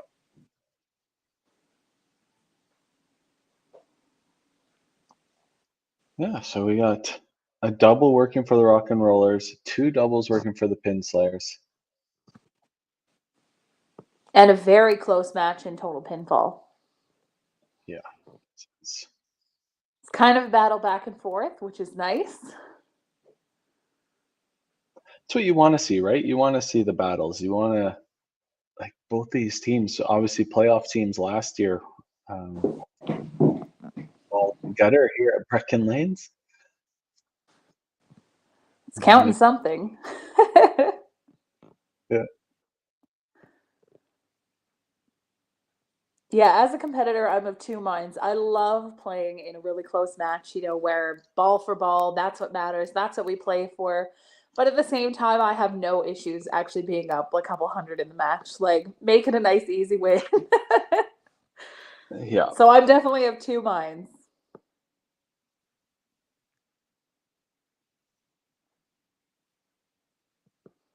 Rock and Rollers looks like somebody might have bumped that score screen there. So we're missing Brandon Smith's score. Yeah, There we fix go. already for him. Look at that. Some good. Another right corner pin for Michaela.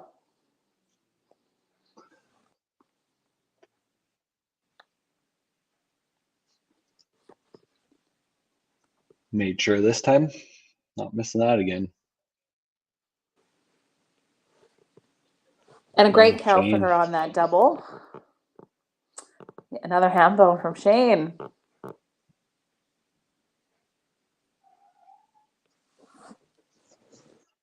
Shane's feeling it today. 3:30 in game one. He's on a great pace here already. Yeah, when he gets going, he just bullies all the pins down. Morgan is Morgan's not not giving letting up, him run though. away. Yeah, not at all. She's there ready for the fight. Yeah.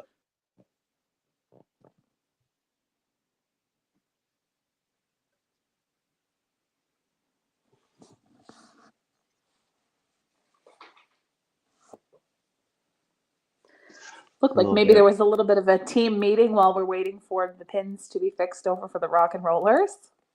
Yeah. Shane hit him so hard he tangled him up.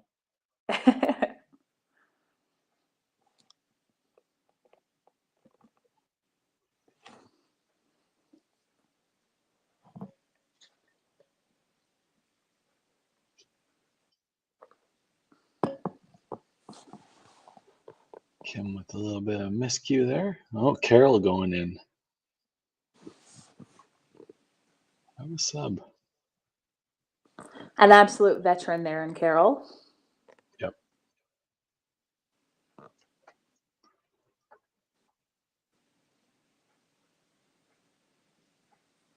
It's always funny seeing scores, like obviously Charlene being out east and Carol, their last names obviously changing due to them getting married and stuff like that. And they see, oh, those are the Brooke sisters. Like, they make all these nationals and under the Brooke name, and then you get name change, and it's like their whole brand new bowler. You got to figure out who they were again. And I feel like you might have just been reading my mind because that was exactly what I was thinking about. yeah. But it's so true. You see so many incredible female players that you're almost like, who even is that?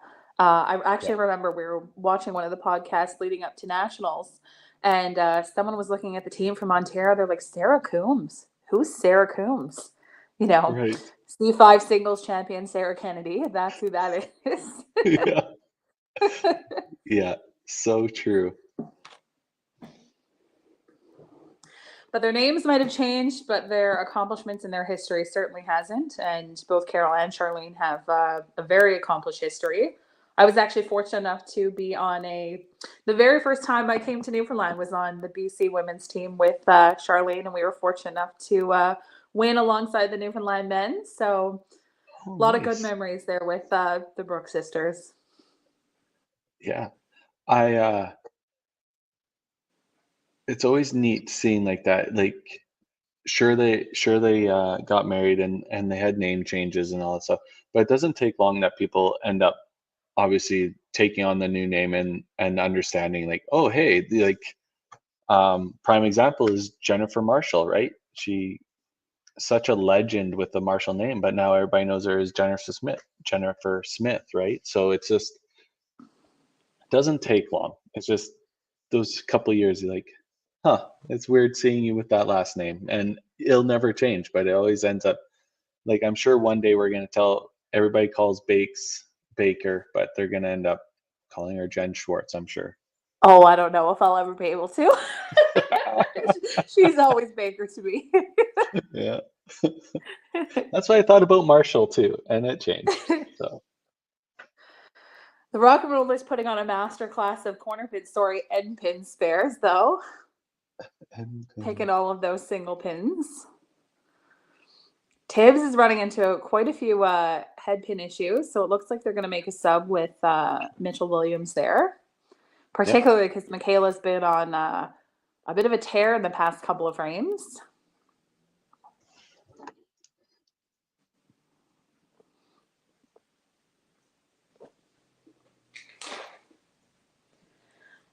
Mitchell is quite the accomplished bowler himself. I know he was on the Masters Nationals team last year that won bronze. Morgan's run coming to an end here. Been on her own right. Shane will be looking to capitalize on that. Yeah, definitely a fun match in that second line there.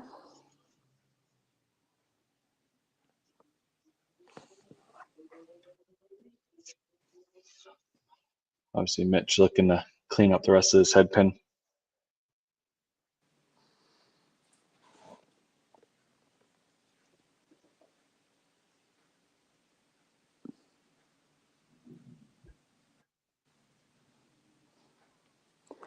Gave him an opportunity to warm up coming in for the next frame. It looked like he might have been a little bit unstable on that last shot, but I know in that first one, it was that beautiful execution that we're so used to seeing out of Mitchell. There we Shane go. with the Yeah. Yahtzee. Let's Yes. Shot.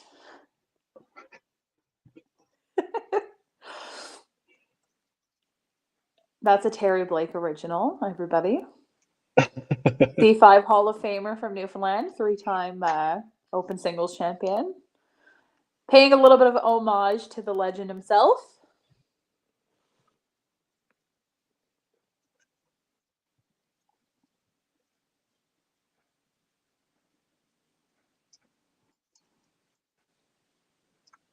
Yeah, the Rock and Rollers have been running into a bit of head pin trouble in the past couple of frames. Yeah, a little bit of momentum change. Obviously, Shane throwing the Yahtzee up there is keeping the team total intact, but kind of a little bit. It's hard too Like, when you have those head pins in the middle of runs, right? Like if you just Yeah. have a couple of head pins in a row, okay, like those are on their own, they're not really impacting a string. But when you're throwing a mark or two and then having that unsparable, it kind of puts a damper on that overall score. Yeah, for sure. Oh, good hit from Adam and a great count on his turkey there.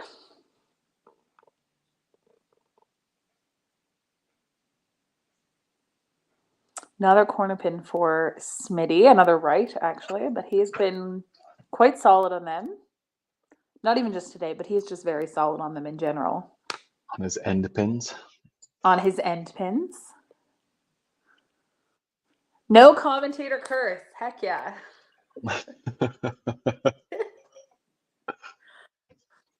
Now, as a competitor, he's incredibly solid for his spares. He throws a ton of strikes, but he strings so many marks together by making the spares.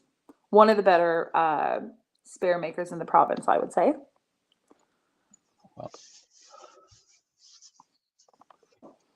Adam probably hoping a little bit that he would have had that. His string comes to an end of marks there by missing his corner pin. Still a great score that he has. Obviously, less than ideal 8th frame, but he's been playing well. I mean, he's got 237 in the 8th. That's a massive score. He'll want to keep his head down, get back to doing what he does best. Let that 8th frame just kind of drift away into the past. Yep.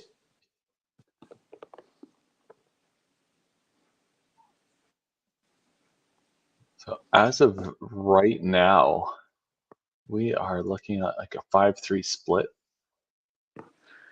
Yeah, It's so everything could close. kind of go everywhere. There's so many close matches.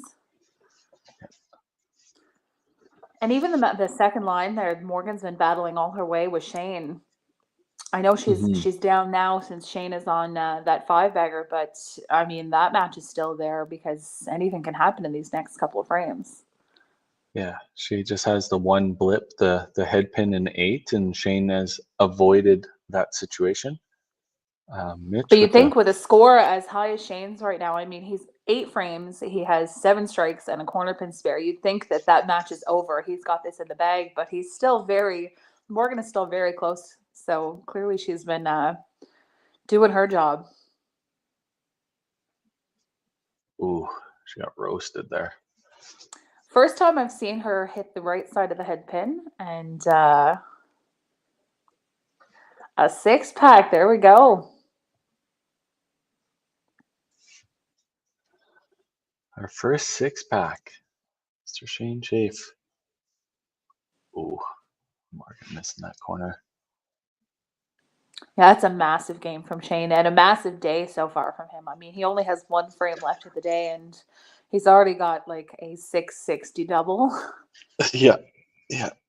He's probably feeling pretty good about his day. For sure. It must be a good feeling being team manager, going out and performing, and giving Well, the Shane team is the just rest one of of the those gears, guys right? that you can never count him out because when he gets throwing, like I said, he just bullies those pins down. I think he'll be the first person to say he's definitely not a finesse bowler, but he just hits it and destroys the pins.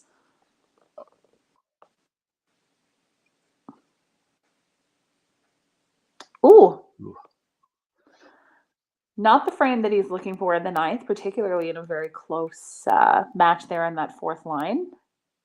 Yeah, Adam's probably counting his stars right at the moment, having an opening Yeah, it's like not this. very often that Brad Glynn will give you an opening. So when he does, you should probably take advantage of that. Yeah, obviously needs a mark to close that that gap a little bit, but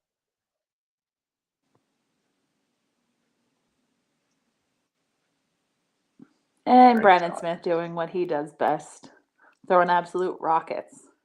Yeah, Carroll with that spare, it keeps a 1-pin advantage on that 3rd match there, but Katie with the strike, so she's got an extra ball in hand.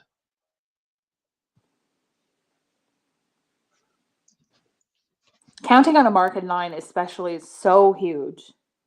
Yeah. So that spare is pretty substantial for Carroll there. All right. So Brad probably counting his stars now that he didn't give up the lead. Yeah, But, and it'll make for an miscue. interesting 10th frame for that 4th line there since they're going to be quite close. Yeah, they'll be within a ball of each other. Mm-hmm. And not even counting on marks, so it'll be a straight battle in the 10th frame. Otherwise, a solid 9th frame from the Rock and Rollers. I mean, 4 strikes in an open. You can't ask for much more headed into the 10th frame, particularly in a close match like this one.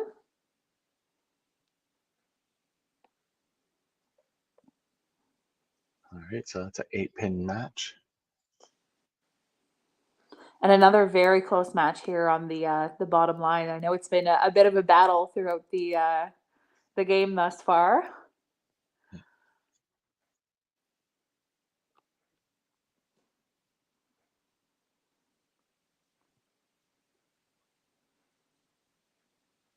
There we go.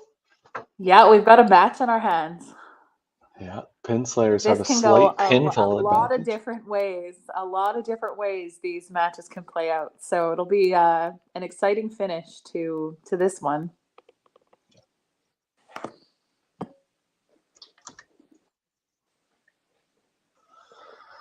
All right, let's see how this plays out. Michaela obviously having the advantage in this one that she'll probably take match number 1 home for the Pin Slayers? Well, in this 10th frame, Mitchell has a maximum of 245. So anything from Michaela will basically seal that. And she does. Yep. So while this first match might be out of reach for Mitchell and the Rock and Rollers, they're definitely going to want to grab as many points as they can for that bottom line because the match is incredibly close still. Oh, and she knew that right out of her hand. Yeah. But what a way to bounce back from a not a bad start, but a slower start for Michaela. But what a way to bounce back. Something that that over the years that I've watched her play, she's definitely proven time and time again. You can never count her out either. Exactly. And Mitch getting that 3-pin spare. So he's Everyone making it look so easy. Yeah, he's not gonna give away too many points out of the 10th frame. So the team will be pleased with that. Oh, heavy shot by Crunchy one from Morgan there. Morgan. Yeah. Again, on that left side, it looks like that's where the money is for her because it looked like I'm at that last frame where she was on the right side. The ball just blew right in front of the corner pin. Shane looking to cap this match off and give his team the extra bonus pins that they're going to need for the bottom here. Absolutely huge. And a massive game coming out of him.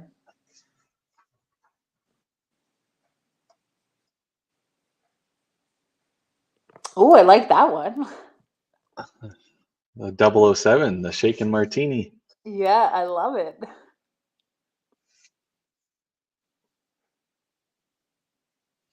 Great spare. Great game by Morgan. 323.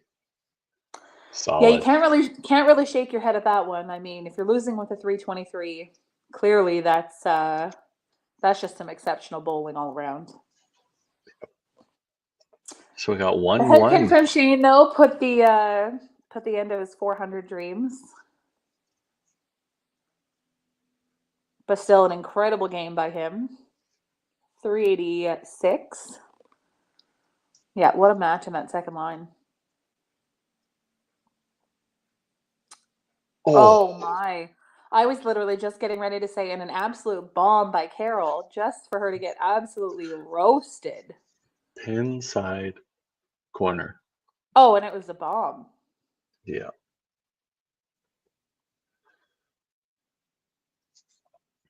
Katie missing. That keeps that match really close still. Exceptionally so.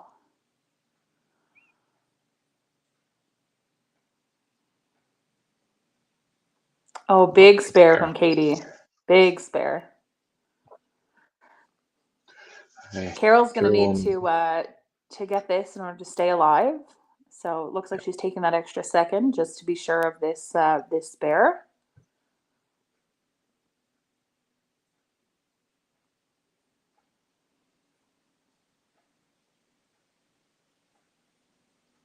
Oh, Katie gets away with it. Yeah, Katie gets away with that one. And I'm sure the Rock and Rollers are breathing a little bit of a sigh of relief. Yeah.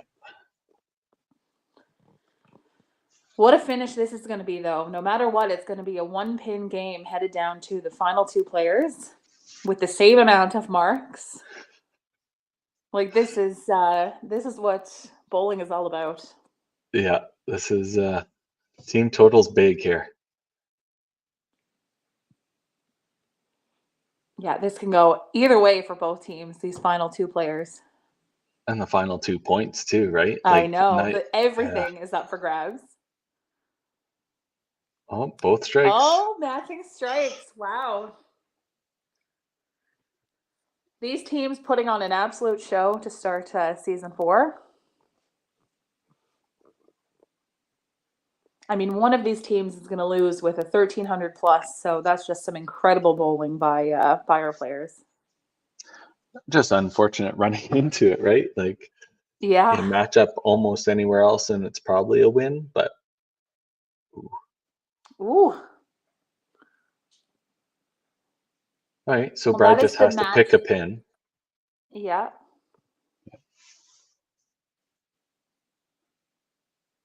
No, I think he already has the game. Does he? There was an 8-pin difference, right? Oh yeah, correct. You're right. Yep. Securing it. But still incredibly close. Because Adam can max at 279. No. Ooh, Still a not solid ideal. game. But still an incredible game. Yep. And now we're down to 4 points. Absolutely clutch from Brandon Smith there.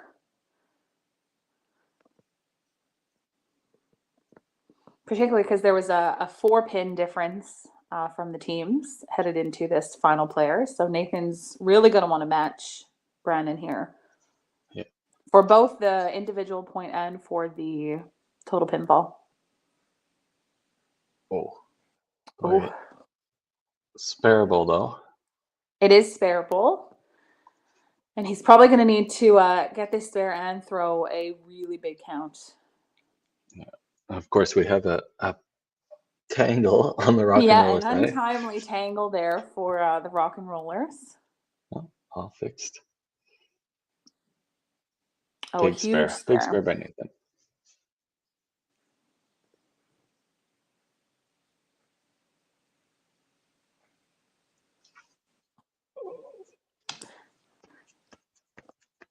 So Nathan can max the team score to 1361. And currently Brandon Smith has 1360. So a pin from Brandon will seal the deal. Yeah.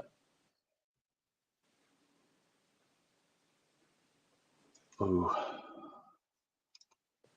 What a match from these two teams. 7-1. My goodness. What could have been a 4-4, a 5-3, a 6-2 turned into 7-1 for the Rock and Could have been Rollers. anything.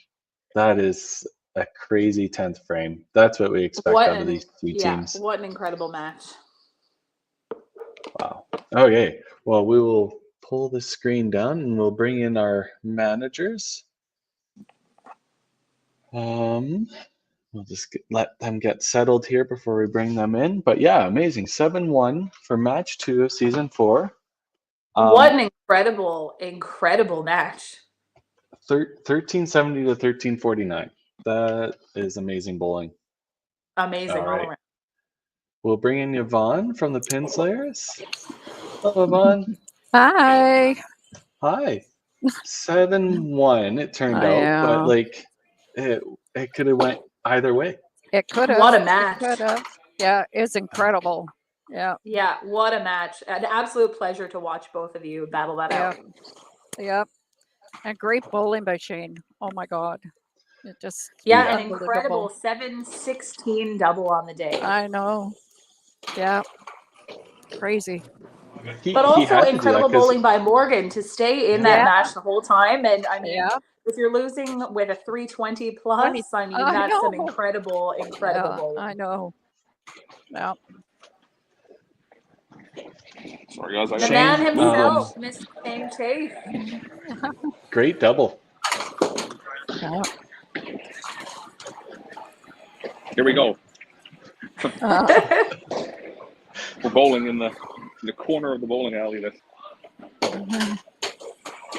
Race. Not ideal. So we'll continue with Yvonne really quick. So obviously, team has like a 5-minute break before you guys play the new team, the Quebec Rebels. Have you guys had any thoughts on what you guys are going to do in that 5-minute break, or what's going on? Just keep warming up and stay loose, and hopefully we bowl just as well. For sure. Yeah, you can't really shake your head at a 13. No, you can't. Almost a 1400 to play as well as you did. So definitely keep up the momentum going into that next match. Yeah. Shane, obviously a great double from yourself, but a 15-point day for the Rock and Rollers. That is an amazing start to a great double for the season. team. A great double for the team. Yeah, no, huge day, and that was a tight game. It felt like we were always just behind, kind of chasing, waiting for a break, and seeing like the ninth frame, we got it there a little bit and kind of took it. So, but just a good battle all around. Yeah. Carrie and I were discussing what an insane 10th frame that was back and forth. It Yeah. could have been anything for either of you. So Yeah. way to finish that one out. Yeah. Well, right. We'll let you guys go, and we'll jump into our commercial break for the next match. But once again, great day for the Rock and Rollers, and we'll see you guys next time. Yeah, see you guys. All right. We'll talk to you in a Nice. little bit, Yvonne. Okay. Good luck, Yvonne.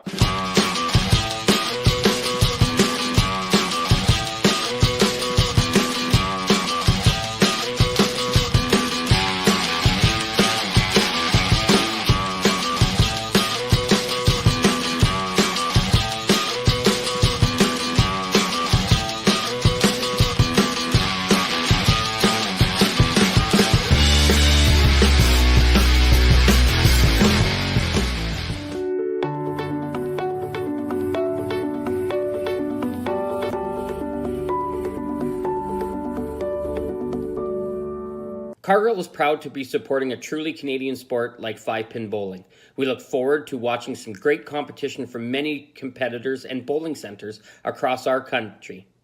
With hundreds of locations across Canada, Cargill is committed to helping the Canadian farmer thrive. Whether it is selling commodities, getting agronomic advice, fertilizer needs, crop protection, and marketing expertise, Cargill is here to help. So please enjoy this bowling. Thank you.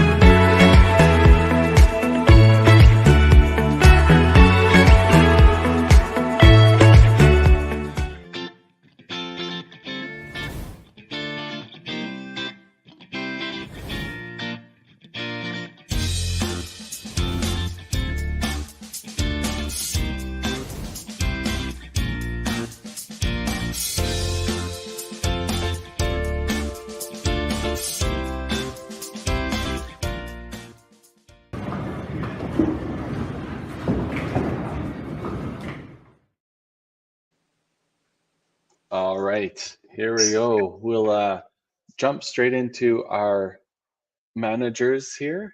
So Yvonne, once again from the Pin Slayers, and representing from the new team, the Quebec Rebels, we have Alex Samir. And In their he debut. is frozen. Good start. Sounds about right. we'll get him to jump back in here. They're new. We Yeah, that's understand. okay. Yeah. So Yvonne, maybe what we'll do while we wait for him to jump back in is, what's your lineup for this match? Okay, it's going to be Michaela, Morgan, Carol, Adam, and Sean.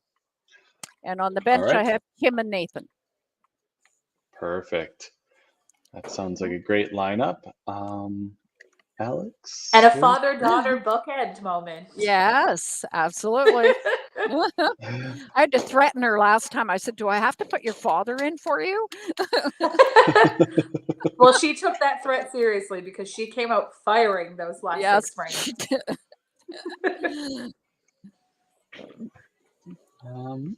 I don't know if we'll get him back in. Oh,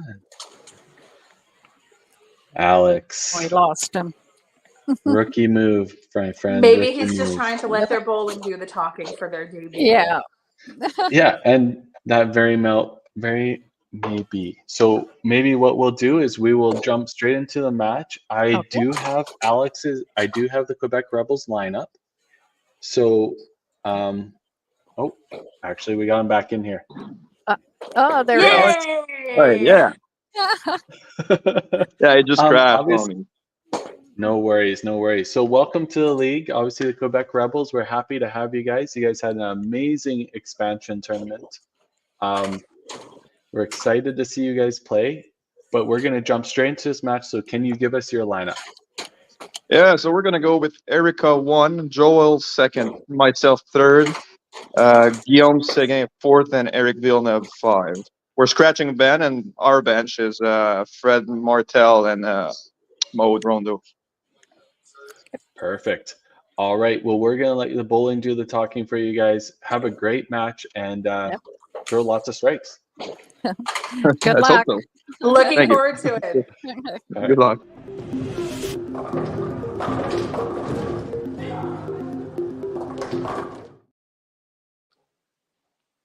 All right. So here we go. A little bit of a different scoreboard, obviously, in Perry. So we'll try and make sure that we gather totals and all that stuff if we can. But yeah, they had an amazing expansion tournament. Well, they pull up qualified first in the expansion with a team average of 264. So incredible bowling from all of them. Though with a team they of had veterans like this team, it's not overly surprising. They had a 14-42 their last game to pass pretty much 3 other teams. So they that's they clutch. finished very strong. Yep. Michaela with first strike, Morgan with the second one. Well, Morgan just missing, sorry. Now, if I'm not mistaken, maybe I am mistaken, but I think Paris has predictive scoring. Right. So those totals are, I believe it's like they count 10 automatically on a spare. I can't remember. It's been a hot minute since I've been there, but there is predictive scoring. If I'm So we'll try and watch out for that and keep our audience updated. If I'm wrong, someone in the comments let me know. But I think I'm not wrong.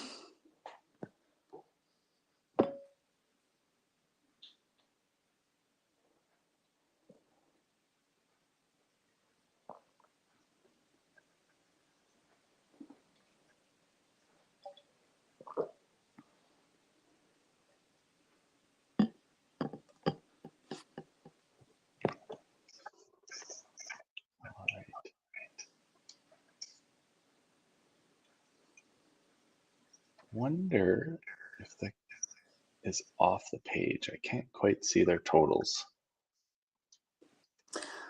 Oh yeah, it's not showing on the bottom of the screen there. Oh.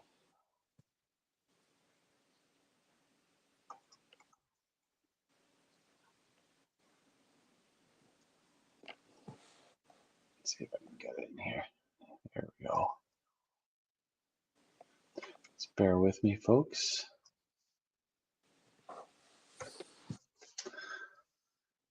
For those who are not familiar with some of the players on our new Rebels team, Alex, who's just getting ready to bowl up, is quite established for a player as young as himself.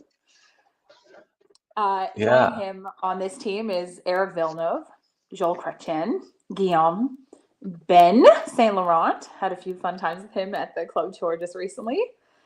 Fred Martel, Maud Rondo, and Erica Duhamel. They're playing out of Perry, and then Renee is their manager. And then playing out of Brecken today is Kim Sundin, Sean Eby, Adam LeBlanc, Carol Mitten, Morgan Theedum, Nathan Wymore, Michaela Eby, and Yvonne is managing them for the day.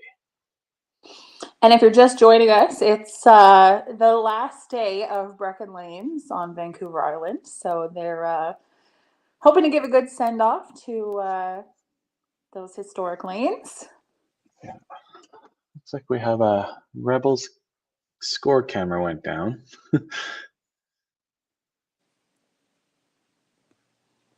Welcome to season 4, Rebels. Yeah.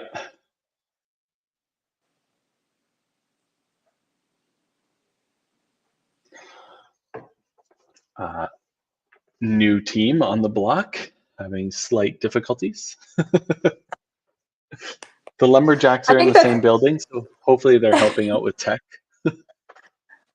I think a lot of what's missing here is not only is the experience of bowling virtually different, but managing all of these different parts of the production, it's a lot and it's a learning curve. So Yeah. there's a lot that these new players are now taking on, and it's hard enough just competing against nobody realistically. So we give them a little bit of time to learn and grow.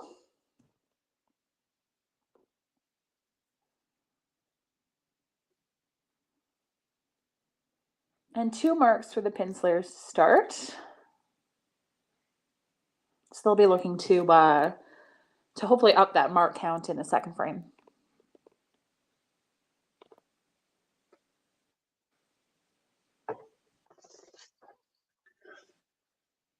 So as we're waiting for them to fix their score camera.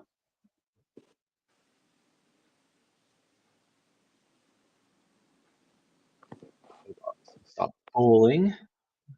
They can go ahead and finish their frame if they're willing to while the score camera is getting finished, just so when it gets up and running, we can jump straight into the second frame. If they're listening. They might be too enthralled trying to fix everything and put on a good show. Yeah. All right. Looks like they're just about have it back up and running here. The fun of technology. Right? Technology is lovely when it wants to work.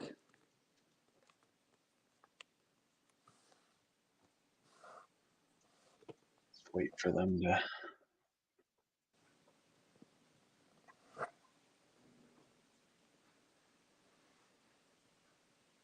All right. Looks like they're just about good to go here. We'll just do a quick.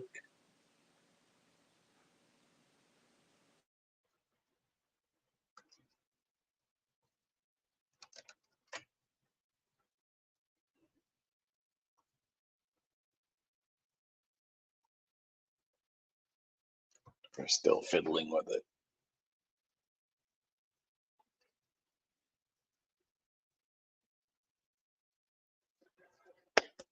Oh, I love technology some days.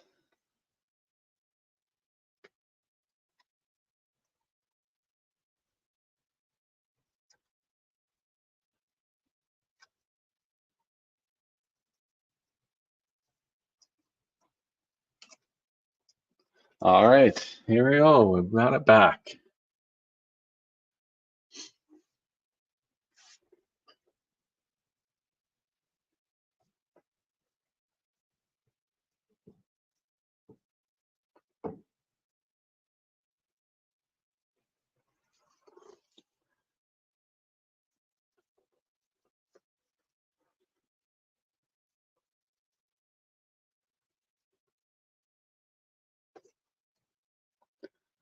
All right. Well, that was a Megan. series of unfortunate events. Everything. We lost the camera. We lost the bowling. I got lost. But we are back and ready to go. Yeah, like nothing happened. Nothing happened.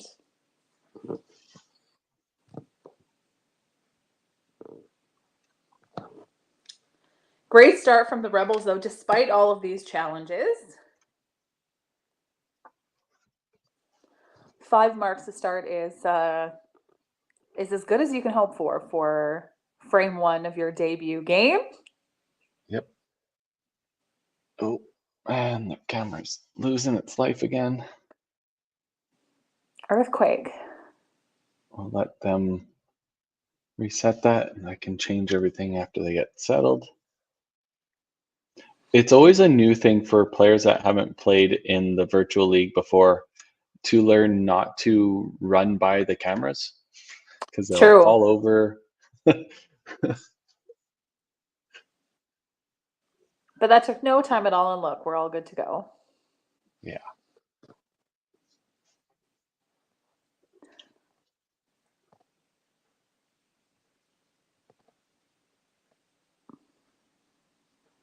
So Morgan off to a little bit slower start this game than she was the first game. And it does look like there is a predictive scoring in, so at least I wasn't wrong about that. Yeah. With 5 marks in the first frame, they should have 75, but it was listing them as 130. So that is predictive scoring.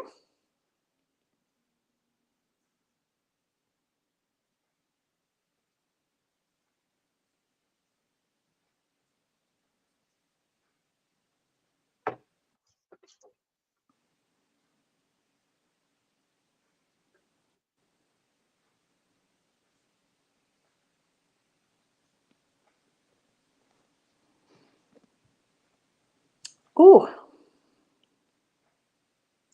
It is a pretty weird system. It's predicting. It's definitely odd. I remember multiple times competing there. Not totally sure what the score actually was, because what is it predicting? What is it saying? Yeah. Joel there with a 5 open.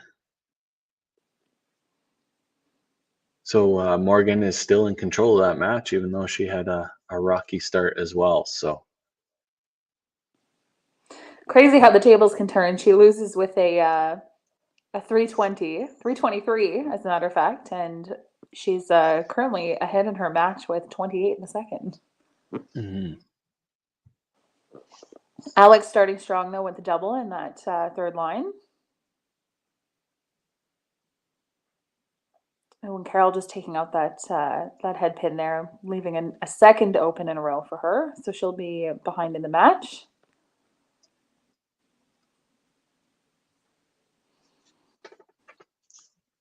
Guillaume decided to throw a pair of doubles for the Rebels.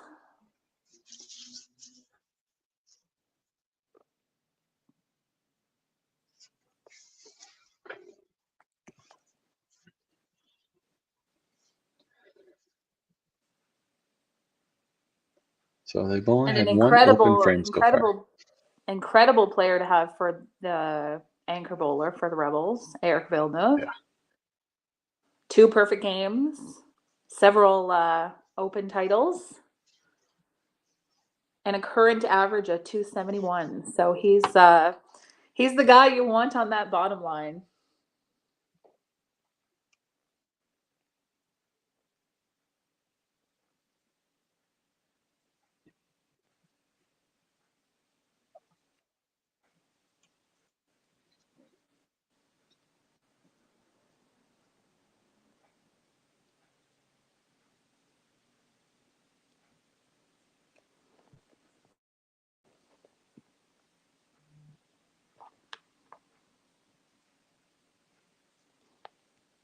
And a mark from Sean to help move his team in the right direction.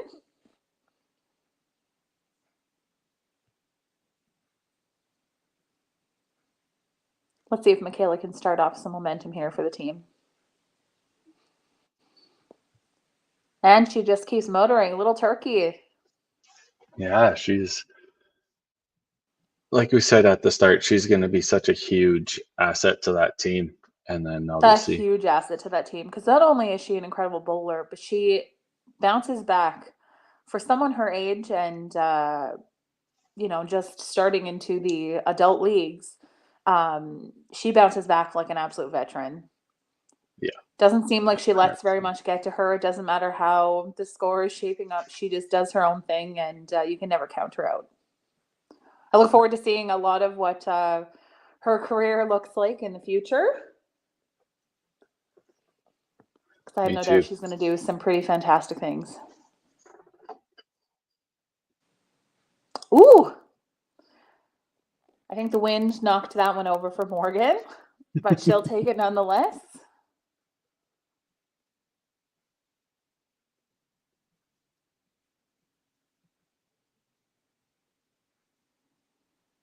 And a great spare from Erica.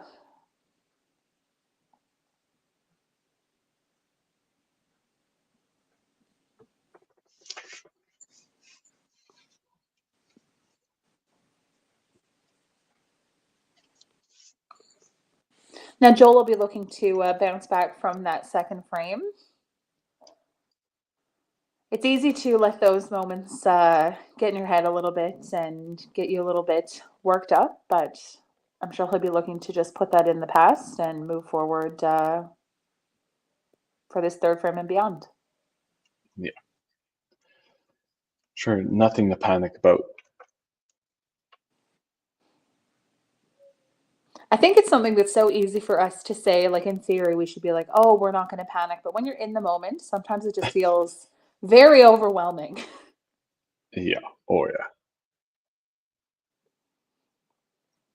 I know, speaking from personal experience, it's not something that I will often do, but in the at the club tour that we were just at, in the 8th frame of the final game, I went 5-hole and only made the cut by I think like 8. So in that moment, I thought that it was kind of the end of my run. Mm-hmm. So very easy to let those moments get the better of you for sure. Yeah. I've been on the bad end of that in the last few tournaments I played. I just let it slip away a little bit, and unfortunately, those are some of the mental battles and some of the mental fatigue you got to get through. And just know that you got to stay positive and keep doing what you're doing. You've been doing it a long time. Just need to stay focused. We're experts of our craft, and no matter what you say, like when you're competing at this level, you are in the top 1 to 2% of all competitors. So like, you know what's what. You've been there. You've done that. It's just one frame. Yeah. And just like that, showing how it's done. 5-hole. What is that? Strikes all day. But that's exactly what you're looking for after a moment like that. So really happy that he was able to bounce back. Yeah.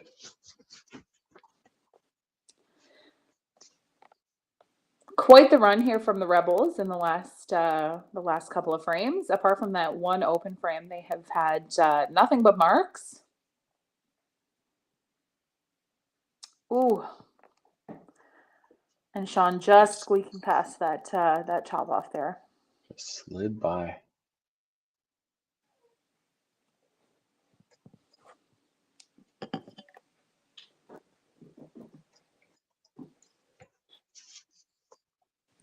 Have a slight lane issue here on the Rebel side, getting it fixed. Seems like they're throwing so many bombs that they're just tangling them every frame. Yeah.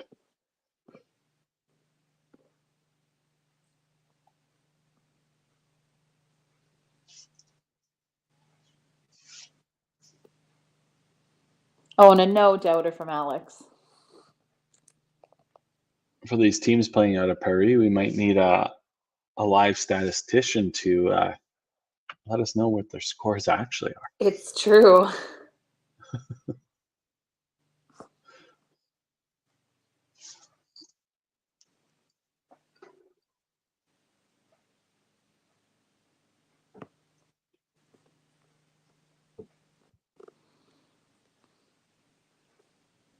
Because as you can see down in the bottom score for Eric, realistically he should have 45 as a score, but it is predicting that he's going to get another 15 and that he has a score of 60.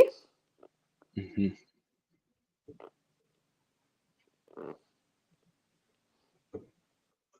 It's definitely a curious system.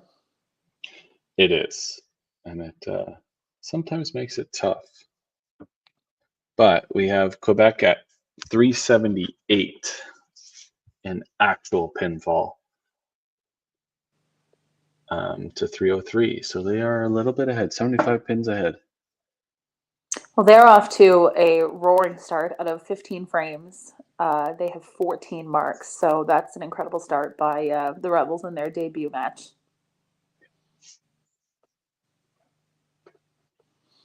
A head pin puts Michaela's run to an end, but a great count there for her.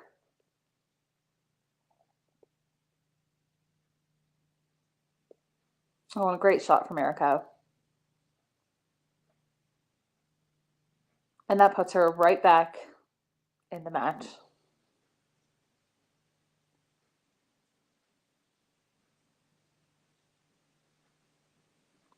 And that's 5 straight strikes from the Rebels.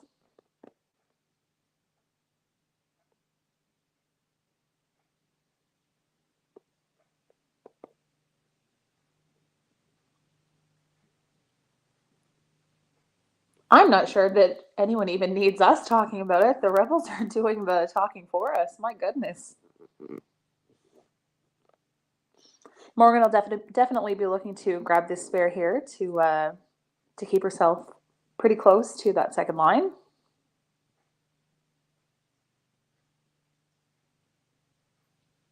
Hopefully you can hear me. Can you I can hear you.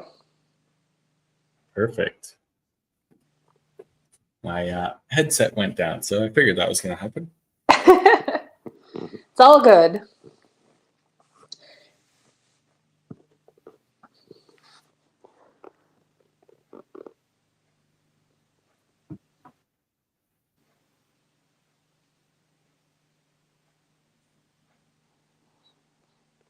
And a little miss from Kim there. It looked like she might have dropped her shoulder just a little bit.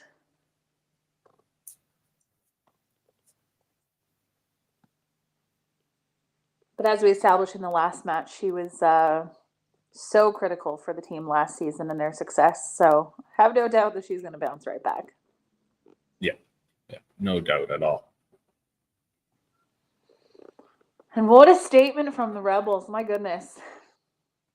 A ham bone. There you go.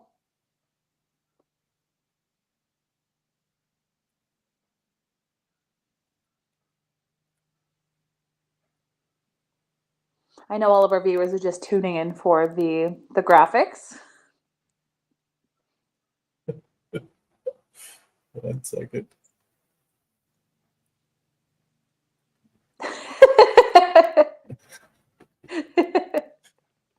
I fell asleep there. I was working on something else. The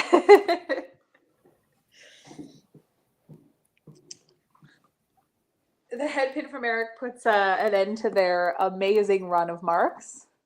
But I mean, one open in a flurry of strikes and spares. Nothing too concerning there. And even though they do have predictive scoring in, as we've established, they still have quite a commanding lead over the Pinslayers in the fourth.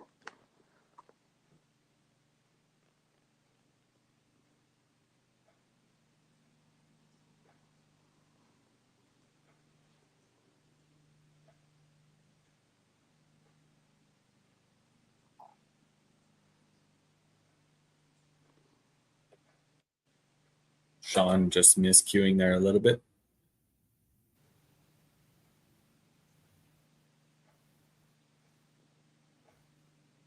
I'm not sure who's warming up for the Rebels, but they just spared a 3-pin, so might need to take notes from everybody today. Or perhaps I should just not throw 3-pins. It's so tough. And I still do it once a night for sure. And they made a change there from Sean back to Nathan, who was the anchor of the last match. And he came in and made a solid spare there.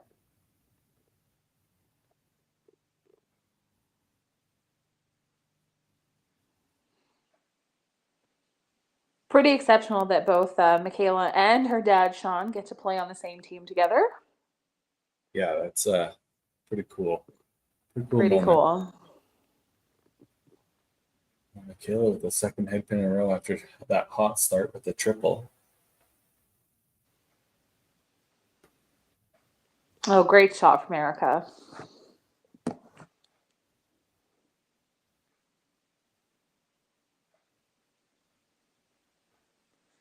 She's had quite a lot of success herself, actually. I know that she won the mixed team gold in 2019, and she was on the All-Star team last year at the Open. So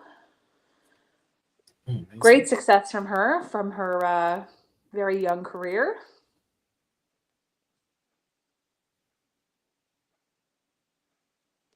Obviously, this is the 5th frame, so you kind of want to put a good frame together here leading into that commercial break.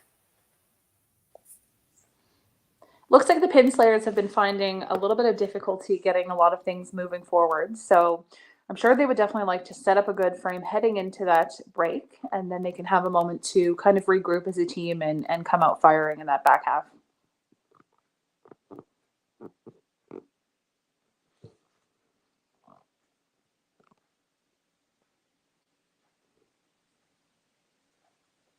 Ooh.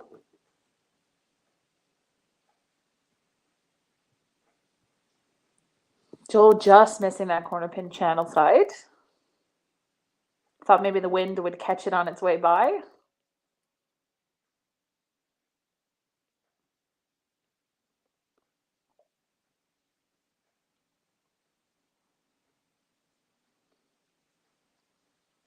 Looked like Kim Balls decided to back up at the very end there because it looked like it was a fairly well executed ball, but just moving at the very end and taking out that head pin. So she'll look the thing up. Unfortunately, she'll have 75 at the half. Against Alex's 150, probably. She's a little bit behind in that match. Again, the beauty of bowling is things can change so quickly. So even though like it's quite a large deficit, it's still not over, not even close. Though the Rebels do have to, or they should probably be feeling quite comfortable in where they're sitting in the match. Yeah, a bit of a lead here. Let's see if I can give us a total before we jump into the commercial break.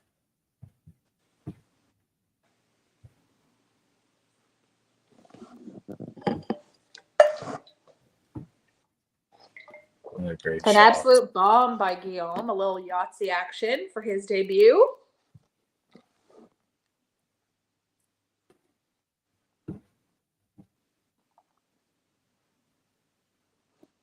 He was on the wow. There's that little mini stroke again. The gold medal winning men's team in 2023. That shouldn't be a tongue twister, but it felt like it. Yeah. So we have 682 sitting for the Quebec Rebels. They are on pace for 1,400. That is and very good shooting. Nearly a 200 pin lead. Definitely a little bit of a buffer there for them in the back half. Couple doubles working for them. Obviously, just 2 marks working for the pin slayer, so they'll see if they can turn it around after the commercial break.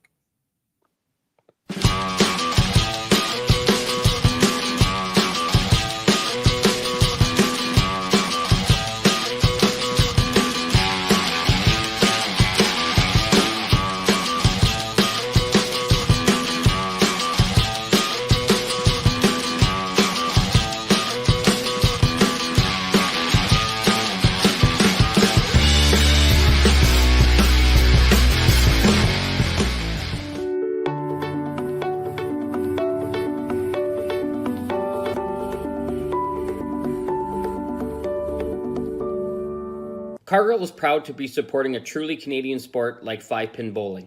We look forward to watching some great competition from many competitors and bowling centers across our country. With hundreds of locations across Canada, Cargill is committed to helping the Canadian farmer thrive. Whether it is selling commodities, getting agronomic advice, fertilizer needs, crop protection, and marketing expertise, Cargill is here to help. So please enjoy this bowling. Thank you.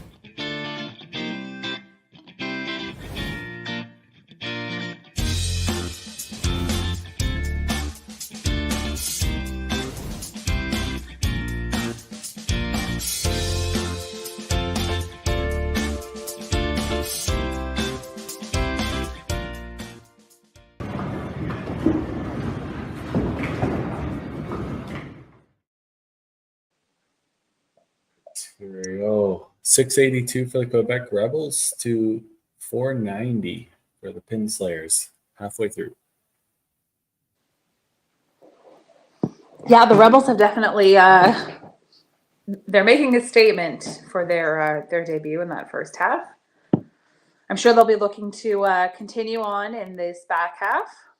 You know, they have quite a commanding lead of this match.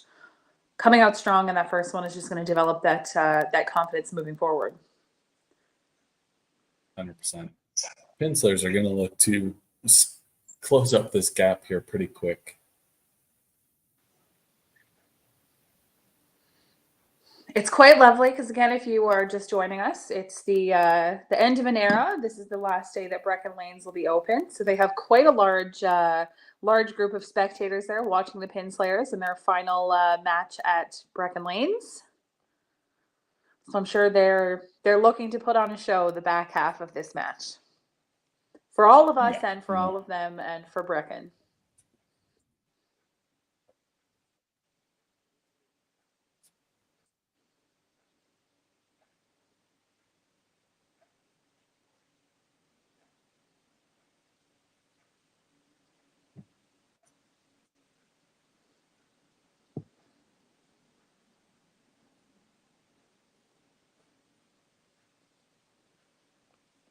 Rebels are not showing any sign of slowing down, but Pinslayers are putting together a frame here. Like we established, sometimes the break can be a curse, but other times it's a blessing. And clearly the Pinslayers used it to their advantage because they're coming out quite hot.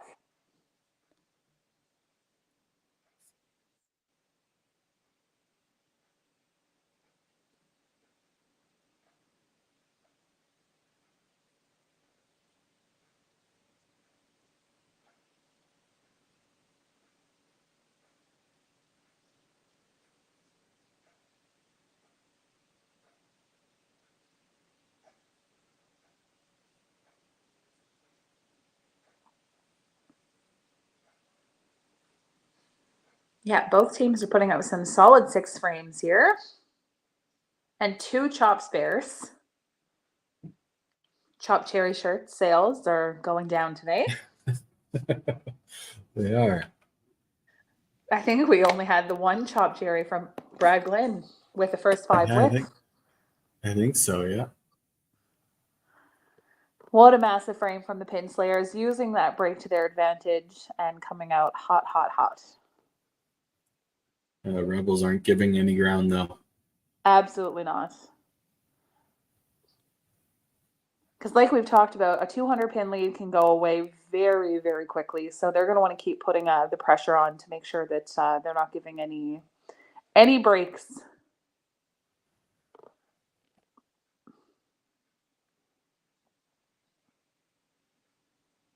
Ooh.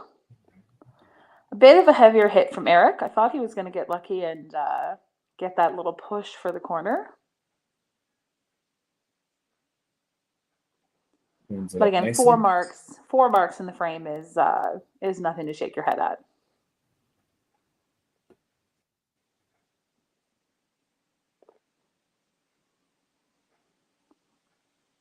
And a beautiful ball from Michaela, tiny bit on the light side, leaving her with a right corner pin. There's no newfies left to play, so they can be corner pins for the rest of the day. Yeah, they're not end pins anymore. They're not end pins. Ooh, and another really light hit. She knows that it was light. You can see on her face that she got away with that one.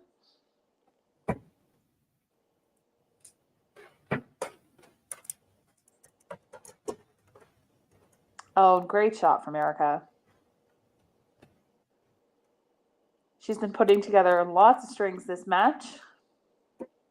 I'm fairly certain that she has been 7 for 7 in marks.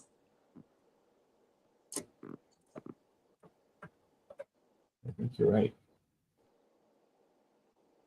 And Morgan is definitely not going away. After that slow start, she's bounced right back and is neck and neck in this match now.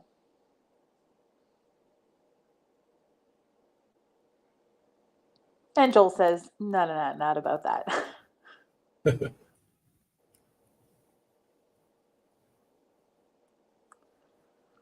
Oh, Kim thought that was money, and it looked like it was going to be, but a little bit of a weird reaction there. Not only did the right corner pin stand up, the left one was a little bit on the slow side and falling. So, bit of a strange reaction there from what looked to be a pretty fantastic shot from Kim.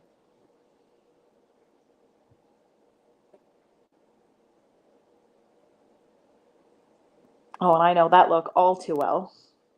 Come back, ball. I know you're not there. Yeah. I just want to rethrow that one. Right? No, come back. I don't want you. Alex had no doubt about his, though, out of his hand. He knew that was there. And continuing that streak of marks for the Rebels.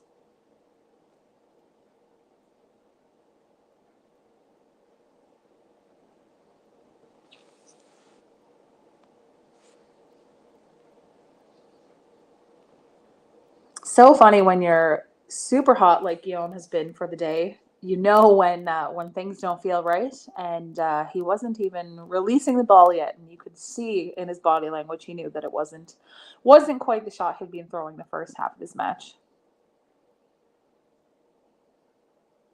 Yeah, exactly. But again, once you reach this level of competition, you can feel in your body, you know your shot better than everybody. You know what is good, what is not so good. But I mean, 238 in the seventh, that's nothing to shake your head at. That's a phenomenal start. So he'll just be looking to bounce back and finish out this game strong. Yeah, Speaking I of feel bouncing like you back, take I'm sure that Eric's 6 going to want to minutes. bounce back after that open in 6. And just like that.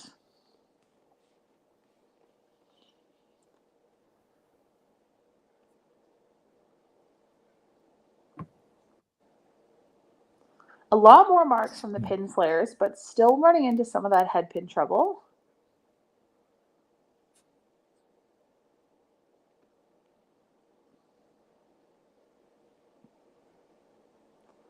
Definitely not the time that you want one of those, particularly when you're trying to battle back in a match.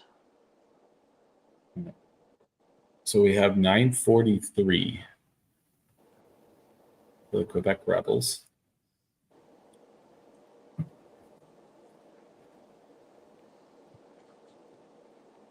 And then 7:20 for the pin slayer. So we got 123 pin, or 223 pins. Yeah, for 3 Yeah. frames, that's definitely a lot for the pin slayers to overcome.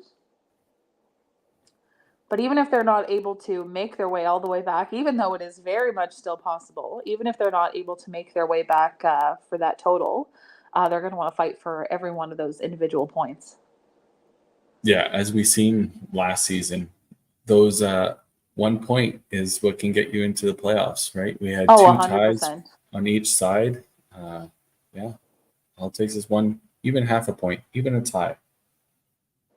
Well, at the Open Nationals this year, the Newfoundland women tied with the Alberta women for points, and the Newfoundland women ended up losing the tiebreak for points, which meant that they did not have double life. So that was 1 point made the difference between having double life and not having double life. Yeah, fair. Double life is so huge. So huge.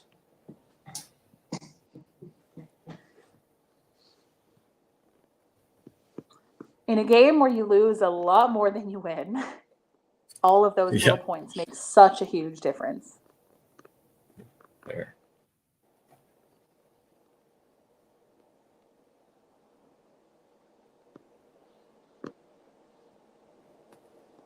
And a head pin for Morgan while she was in the middle of that battle is not exactly what she would be hoping for. So with a decent shot here, Joel could really catapult himself ahead in this match.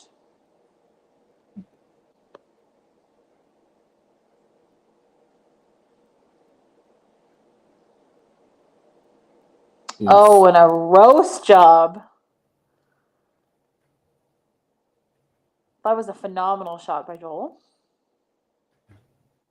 That keeps that match still fairly within reach for Morgan.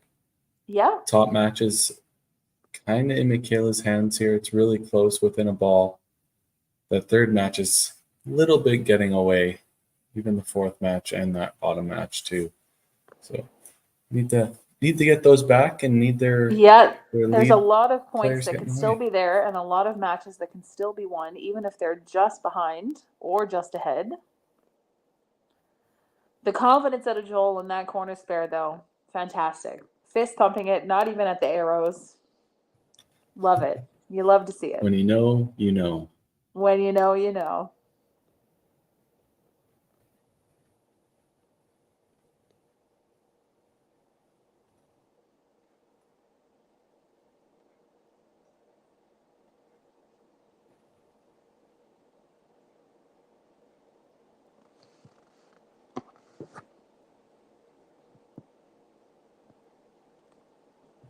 Just looking for a spare here. Yeah.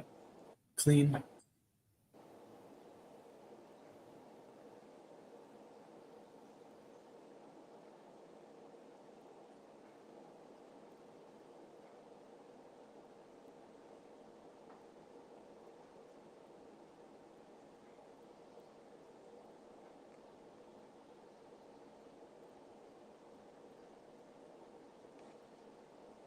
Ooh, another chop off there. Try his chance at that one. Good frame from the Pinslayers. 4 marks. Rebels slowing down just a little bit. This frame not quite as good as the rest of the frames they had, but they're still marking. Only one open. Kind of mind-boggling when you're like, this isn't the best of frames, and they're still throwing marks on marks. It just goes to show how dominant they've been thus far in the match. Yeah. Another good Maybe spare. it's just us, Carrie. Like chop spares, 3 spares. I think the I problem know, might be us. It could be. Could be. They're just better at spare shooting, I'm guessing.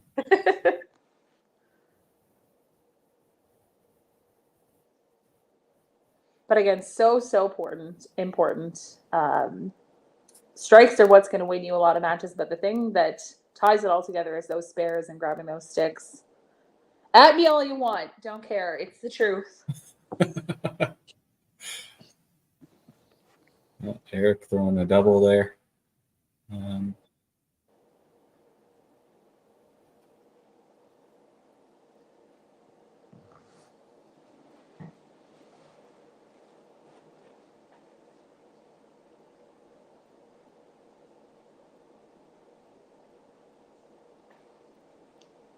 So they're sitting at 1,067 after 8. Oh, and big shot from Erica. That top line is definitely going to be an interesting finish. Yep. Michaela's slightly ahead in score, but Erica has the ball in hand working on that strike. So interesting to see how that match will play out in 10. Ooh, and an absolute cruncher from Morgan. That was a lot of things all the way down. Yep. Joel marking. Big strike the there. Rebels are absolutely not letting up. Coming into the league with a vengeance.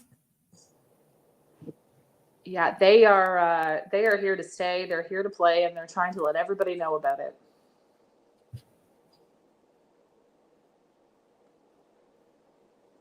Chop for Alex. Great strike by.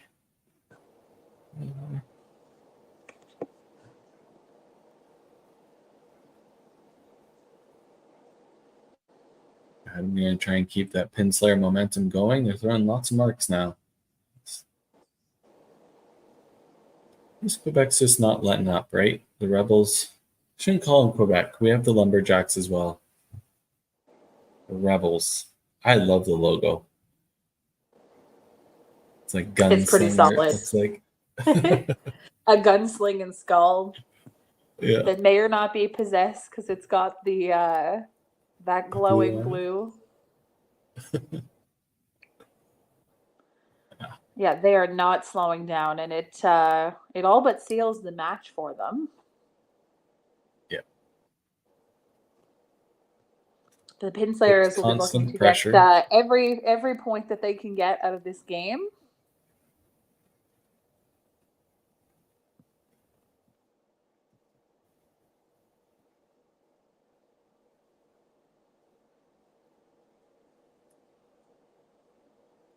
Another great shot.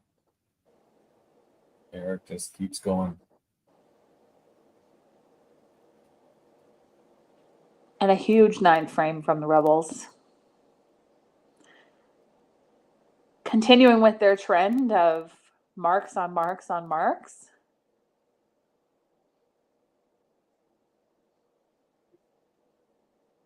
I think the lowest amount of marks that they've had in a frame is 4. So that's some phenomenal bowling. Yeah, they've never had any real openings. No. Yeah, coming in Pretty hot. phenomenal. Yep. Just kind of what we expected, right? Their expansion scores were so good. They had a strong finish. They've been waiting for months to throw their first 5 PL ball. So, yeah. And clearly they were very prepared. Like I said, this is the last day at Brecon Lanes for the Pinslayers, so kind of interesting to see what we'll see when they're at Duncan Lanes, what the pinfall will be like for them. And For I sure. know this obviously isn't the day they wanted to have, but it's not like they've been slouches. They threw a really good last game. And a few rough I mean, they moments lost this with game. almost 1,400. There's not a whole lot that you can do about that. That was a huge shot from Michaela, though. The bottom 3 lines are basically sewn up mathematically for the Rebels. So the Pinslayers will be looking to steal these top 2 matches, get as many points as they can on the board.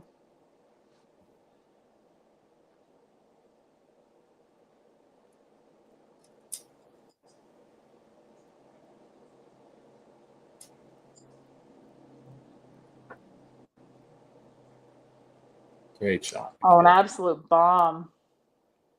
But Erica answers. This is going to be a fun little finish here.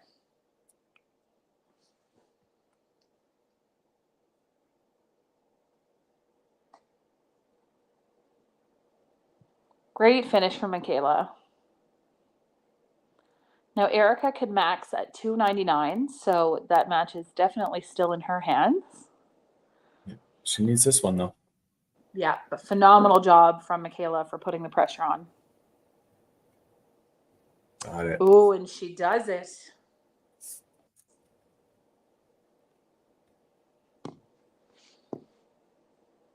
Needs something on the side. Oh, Yeah, not even or on the side, right? Just 3+. 3+.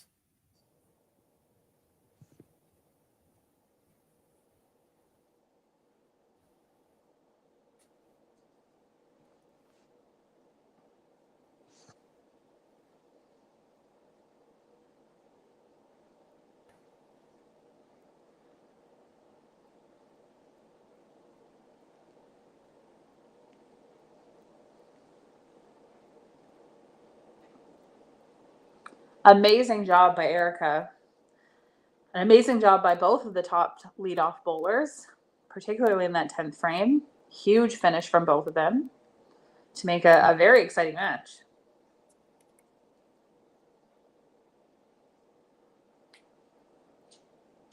Seals up match number 2 as well. So that looks like an 8-0 sweep from the Rebels. Can't ask much more in your debut. Yeah. It's a really good start. A huge start. And not only is it great for points, they just played so well, so cohesive as a team.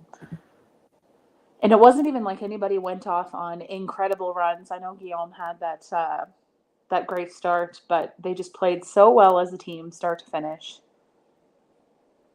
really looking forward to seeing what the season holds for this brand new team. Yep.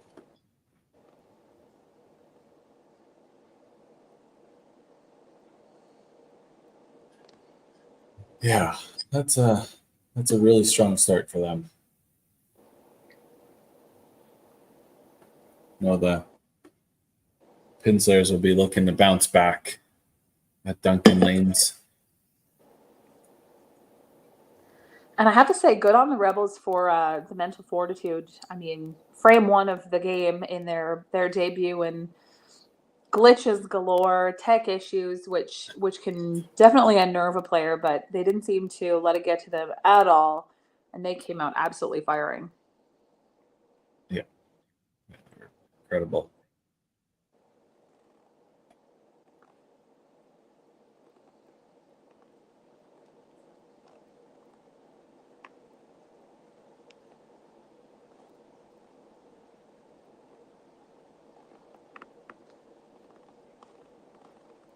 Okay. Just let them wrap this all up here.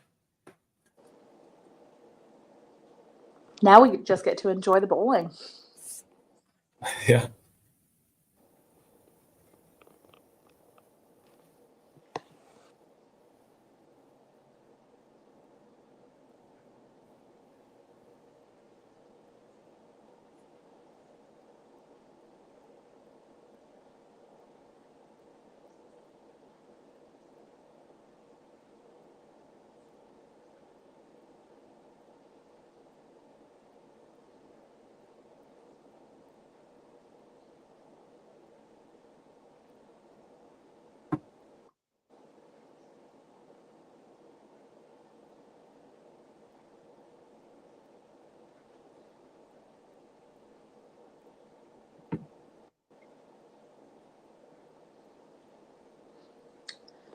Not only is there some phenomenal bowling going on this stream, there's some phenomenal bowling going on in the rest of the 5-pin league, and as well at the South Peas Classic in Dawson's Creek.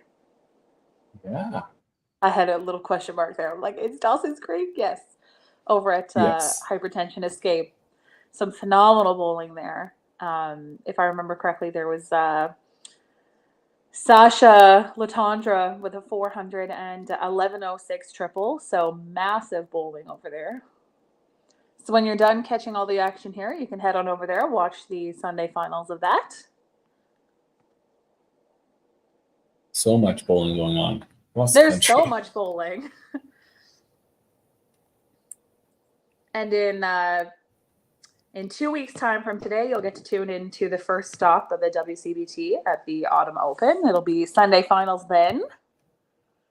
Yep. Can't wait. Bowling. All the bowling. I know there's a couple of us making the trek all the way across the country from Newfoundland to Calgary to take part in that. So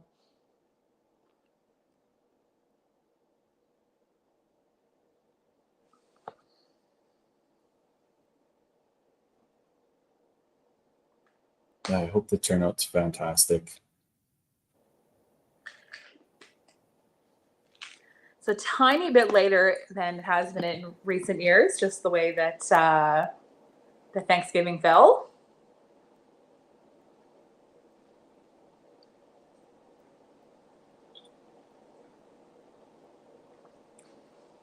Looking at the system at Paris, kind of interesting. It was celebrating Guillaume's score in the 9th frame. It was announcing his 313 and 9.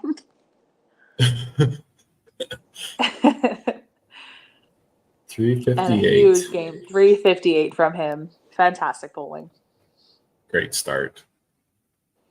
Yeah, incredible bowling from the team, top to bottom.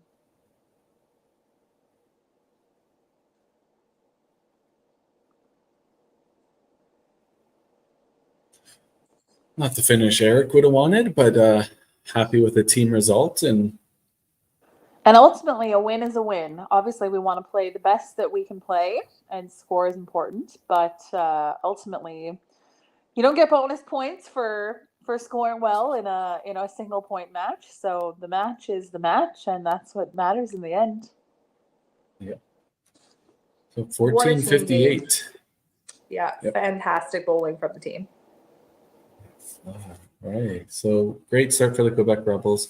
Tough one for the Van Island Pinslayers, but the end of an era at Breckin Lanes, and they are going to be moving off to Duncan Lanes for their next 10 matches. So they'll be Thank you, looking for a Brecken, bounce for back. your years of dedication to the sport. We will miss you, but we've got it from Yes. here.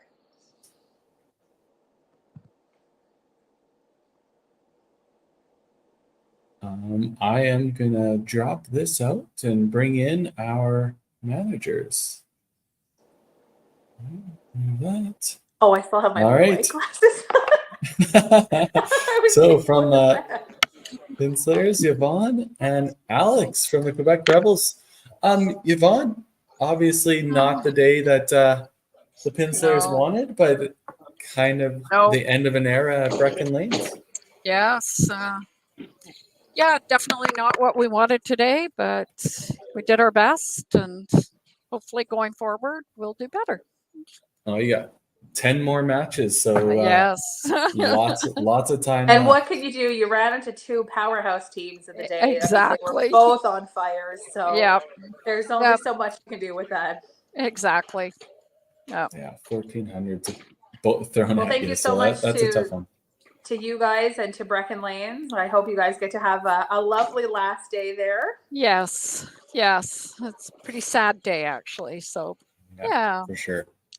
We're thinking of all of you and all the memories there too. Yes. Yeah. So. Alex, a great start for the Rebels. Yeah, can't ask for really much more than that. Obviously, Nope. no changes. Everybody Yeah. playing well. So let's hope everything goes For like sure. that every game. And Yeah. Wouldn't that be great if we could just Yeah. mark It would be every great, game but- is like that? We're all bowlers. We know that doesn't happen. no, it won't. I'm pretty sure it won't. Well, right. We will let the Pinslayers go, and we'll run our commercial, and then we'll bring back our managers for the last match of the day. Thanks very again, Yvonne. Thank you. Okay. Thanks. Take care.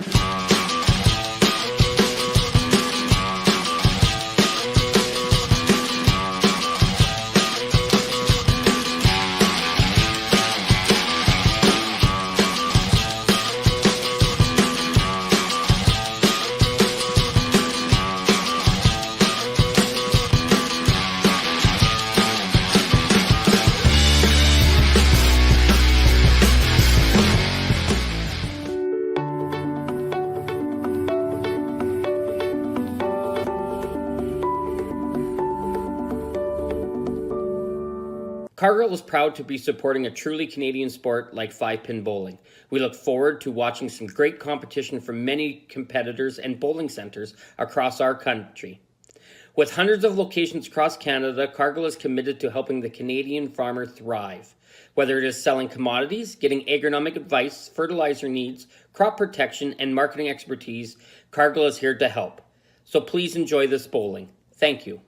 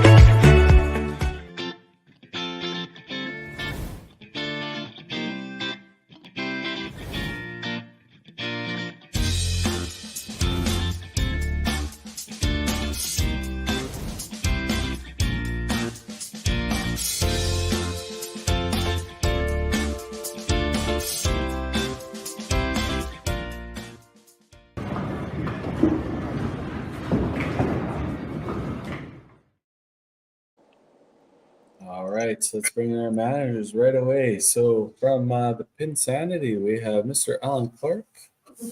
And from the Rebels, Alex Samir.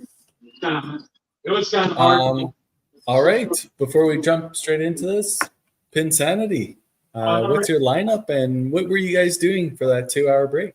Well, they grabbed a bite to eat, so there's no excuse that they're hungry. And got another hour or so on the lanes. Yeah, so hopefully they're all ready to go. Lineup, we have Ian Stewart, Trey Wedge, Scott Clays, Mary Jo McKenzie, Amy Spence, and John Walsh on the bench. Amazing. And Alex, for the Rebels, what's your lineup? It's going to be the same thing as last game. So Erica, Joel, then me, followed by Guillaume Seguin, Eric Villeneuve 5, Fred Martel, and Maud Rondeau on the bench, and we're scratching Ben Saint Laurent again. So Perfect. Well, best of luck and have a good match for the last one of the day. Good luck, Thank you. guys. Good match. Good luck. Good luck to both of you.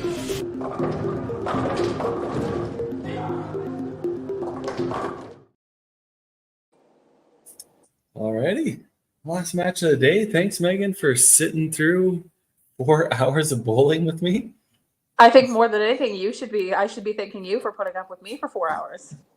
Oh, no, you've made it very, very easy. Very easy.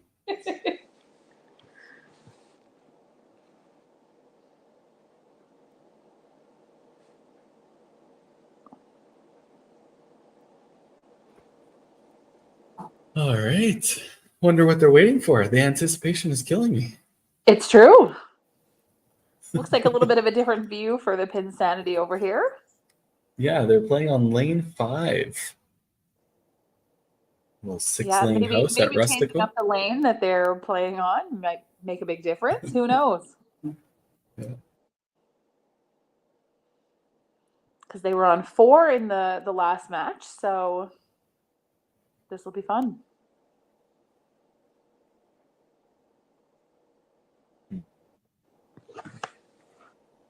Ian finished so strong in that other match, but obviously a 2-hour break, some food, things change a little bit, probably. And leading off the team, right?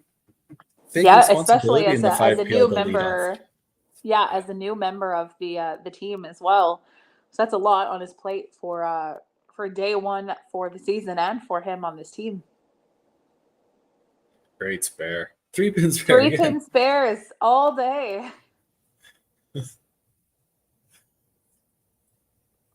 This league surprises me every time.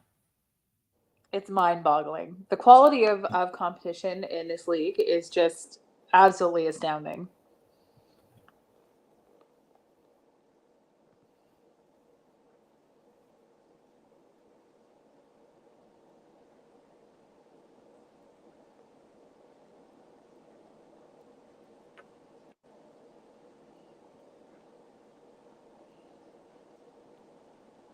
So interesting. I'm seeing a lot more like switch foot players where they throw off the opposite foot. I mean, Erica throws like that. Trey throws like that. A lot of really elite players are. You don't see it as often, and it feels like there is a resurgence. Mm-hmm.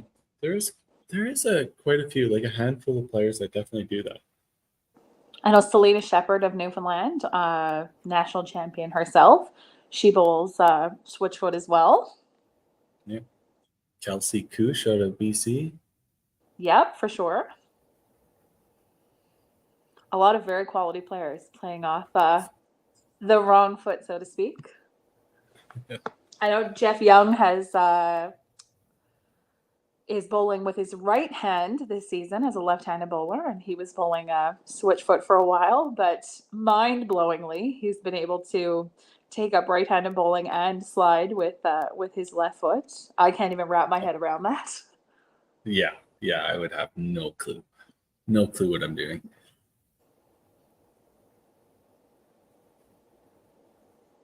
A little bit slower start for Quebec, the first 2 players. But yeah, Pin Sanity with that 3-pin spare off the bat, and then The head pin The 2. head pins.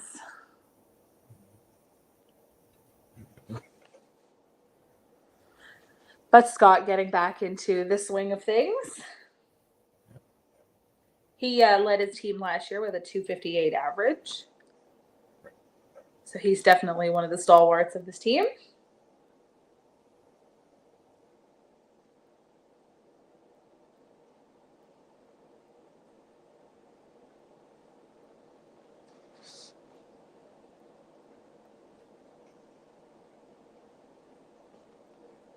Mary Jo trying a little bit different tactic this time. She was head pin city in the first Oh, match. head pins on head pins. Definitely a look we're not used to seeing from the Rebels. Last game they had no less than 4 marks a frame. So having a single mark in the first 4 bowlers is definitely different for them. Bit of a slower start. Ooh, little touch for Mary Jo.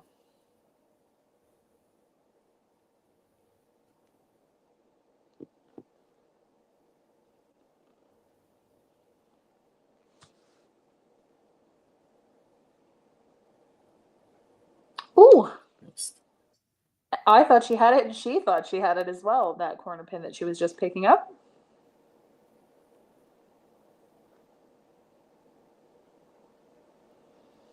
And Amy is down on the bottom there for Pin Sanity. She came in the last match, absolutely guns blazing. Came in off the bench, 5-bagger to start, and finished with just a little 5. So her season average thus far is through the roof. Yeah, it's pretty hard to beat that. Yeah.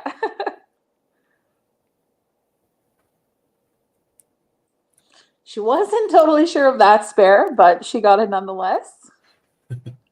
And that's 3 marks for Pin Sanity versus the Rebels' single mark.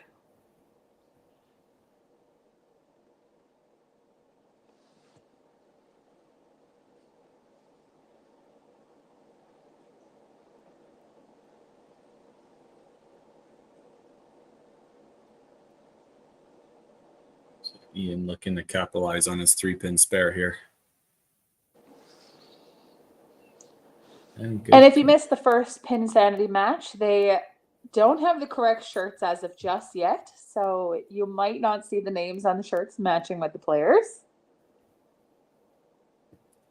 Yeah, they had a little tryout and then shirt order following. So hopefully they get their shirts here very shortly. They were hoping to get them for this weekend, but unfortunately, getting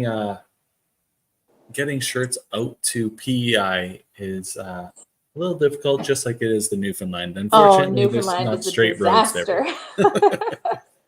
Newfoundland's a disaster for shipping sometimes. Yeah.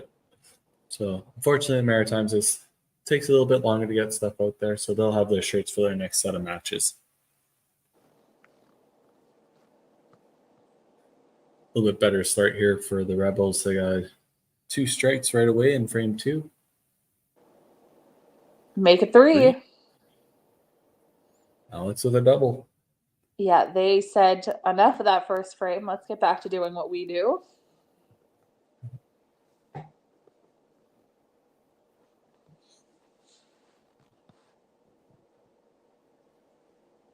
Great. And a great half.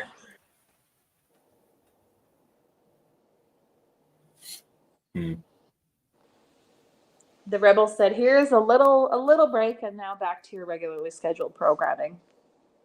Yeah,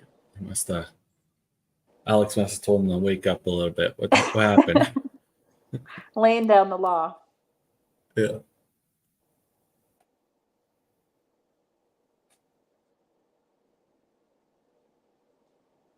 Ooh. Back to back for Eric Headpins. But I'm sure they will take 4 strikes in that second frame. Great building frame.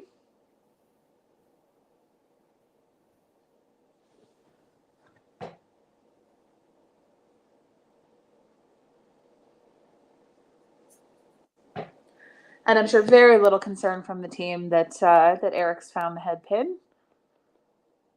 Such depth and experience from him. So I'm sure they're not concerned at all that he will we'll turn that around. And they still have a couple players on the bench that kind of want to get in. And unfortunately, the players that were playing last game were like, nah, you guys can stay there. You're good. See, if I'm sitting on the bench, my goal is everyone just let me keep resting. Like, I want you to throw all the strikes. Yeah, true enough. If the team's taking every point, I'm happy. Yeah. What doesn't matter? I mean, we all want to compete. We all want to play, of course. But when you're on a team, there's nothing better than winning. So you keep doing that. Yeah. Unfortunate corner there for Mary Jo, but they're keeping marks on marks here. And much like in the last game, Mary Jo was so deadly on the middle. It was just a matter of actually getting them to carry and to score. Oh, It's missed. yeah, the second time in a row that she's had a very near miss on that corner.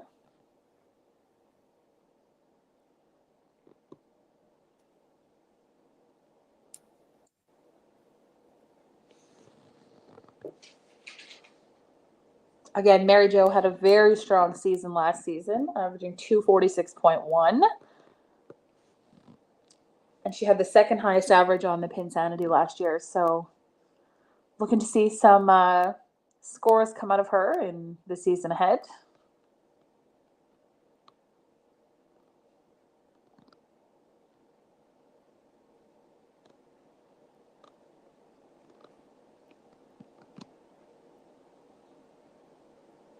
Another 3-pin spare. I was like, as soon as she let it go, I was like, that's a spare. I need to just take notes. And clearly the problem is me. I'm the problem. It's me. Yeah. So another solid frame, 4 marks. Unfortunately, they haven't got any strikes yet. 5 strikes on the Rebel side. They did run into similar issues in the last game, the Sanity. They were very strong on the head pin, but very few strikes. And as we've established, like, strikes are what's going to win you games. There we go. Ah, there we go. Is that One on the commentator board. curse, or like because we were like, talking smack on the pins for them that they had to all go? That's a point for the commentators. We gave them that. So commentators won, everything else like 100. Oh, yeah, for sure. We're definitely on the losing end. 1,000,000%.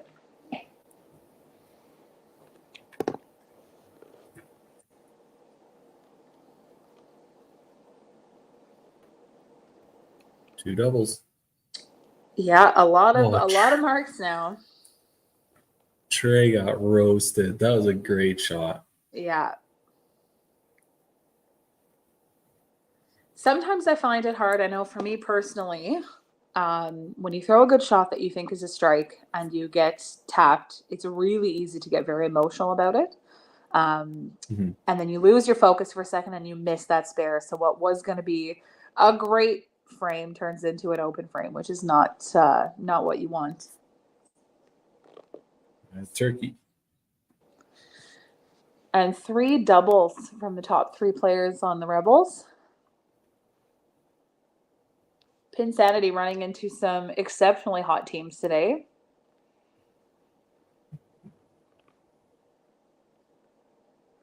Taking on the Rock and Rollers in the first match and dropping the match 8-0.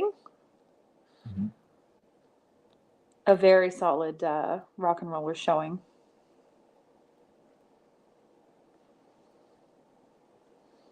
Yeah, they had a phenomenal start, and obviously the Rebels looking to do the same.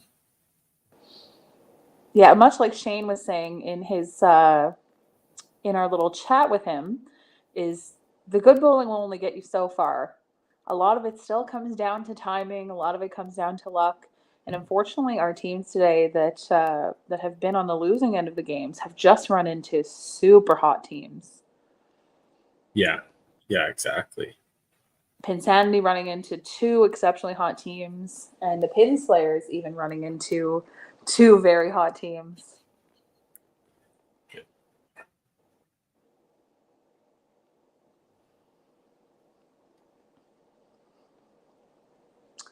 Scott 3 covering spares in that a row spare for nicely. Scott. Yeah, so good for him in taking advantage and capitalizing on those. They may start telling him to pick up the second ball first, though. True. He also had a lot of issues with the head pins last game, so it might also be playing a little bit on his mind to be a little bit thinner, and unfortunately, it's just not turning into results on the side of the head pin. But Oh, spares finally are a break spares. for Mary Jo. Finally a break. An incredibly heavy hit from her, which we saw a ton of her head pin troubles in the last match, but got away with that one. So gonna look to convert this one.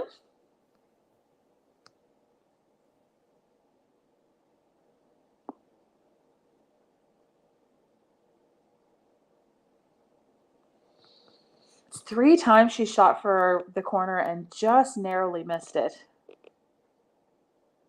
Again, a game of millimeters, a game of inches.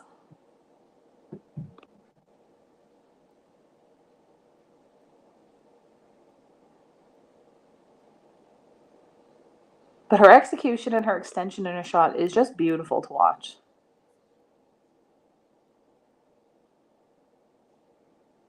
Yeah, she definitely makes sure that she gets the follow through all the way through, right? Like there's no abbreviation in it. Very good. It's likely why she's had Timeless. so much success for so long in her career. Oh, come Oh on. my goodness. Give us our hits.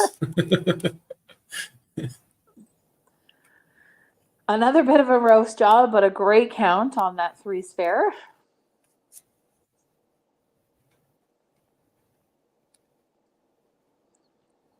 We have a sub incoming from the Rebels. They're going to be putting in Fred Martel for Eric Villeneuve. 3 open frames in a row is enough for the Rebels. Get out. After he had such a great game. Well, when you have such depth on your team, it also is very beneficial. And, it gives you a little bit of confidence when you're like, even if you're struggling, you've got some phenomenal players coming in to support you. Yeah. And just reading the bios from these players, like they've got depth.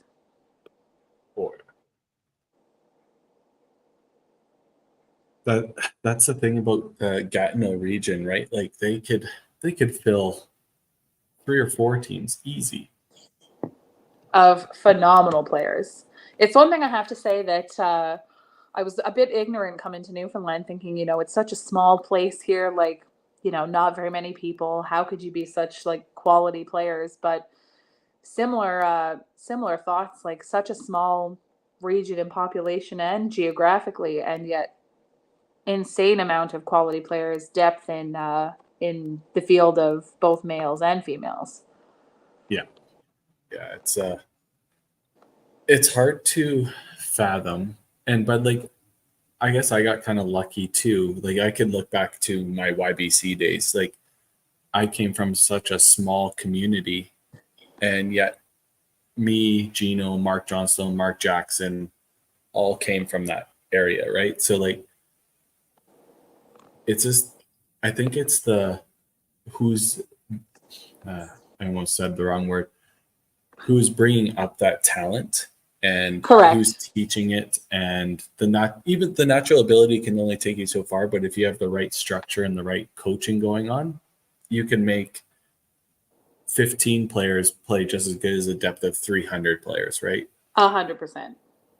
Yeah. It's something that I have to say, seeing it firsthand in the Newfoundland region, like the introduction of the Newfoundland Bowling Tour, now the NBT Academy Summer School, we're seeing such growth and development in the players here. And I'm sure a lot of places across the country can say the same. Events like this, the 5-pin league, cash tour events everywhere. It's definitely changing the game. Yeah. There we go. We got a ham bone. And a very rude set of aces from Scott. Yeah. From the high to the low, right? Yeah.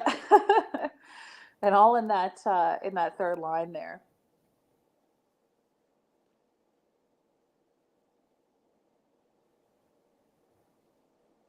Oh, I thought Guillaume was about to get away with that. It looked like the pin fell forward towards that 3. Almost got a chop out of that.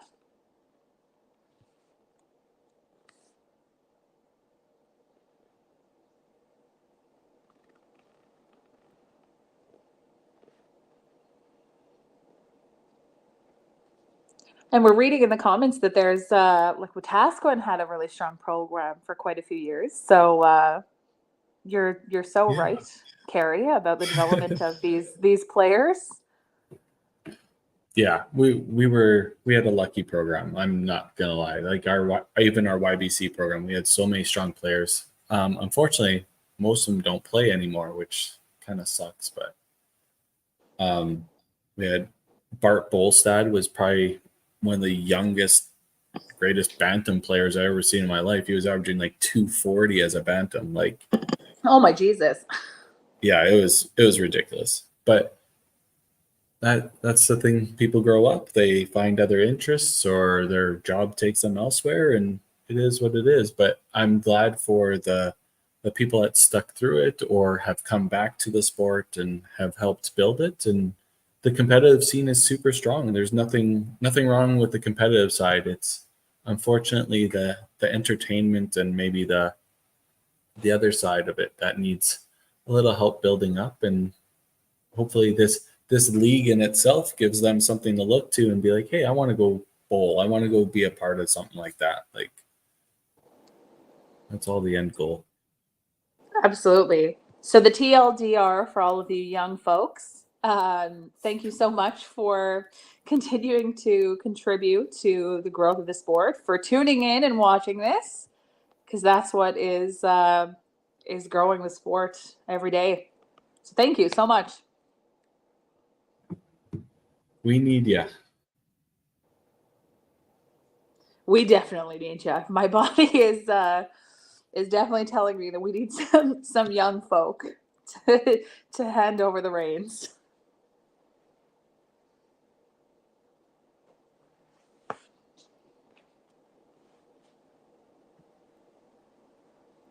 All right.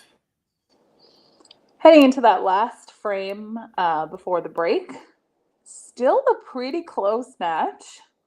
The Rebels have a little bit of a lead again with that predictive scoring. It's a little bit misleading, but they do have a bit of a lead, but still within striking distance for Pin Sanity there. Yeah, kind of the pin total difference is Alex is carrying a bit there. But a lot of the matches are all really close. Absolutely.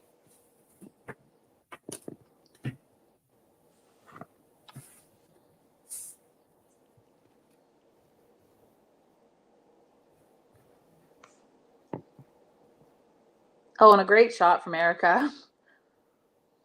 You can see her. Well, of course, I threw the strike since I missed the corner spare. There's the shot.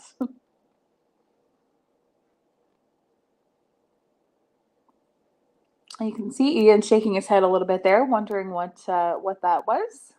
So he'll need to just take a little breath before he throws this last shot. Get back to what he knows.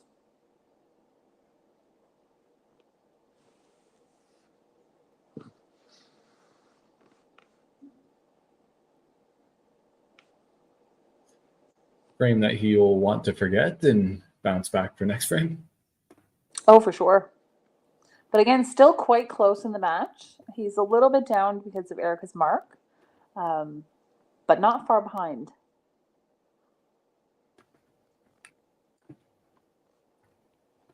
Again, so much can change in this game. Every point matters.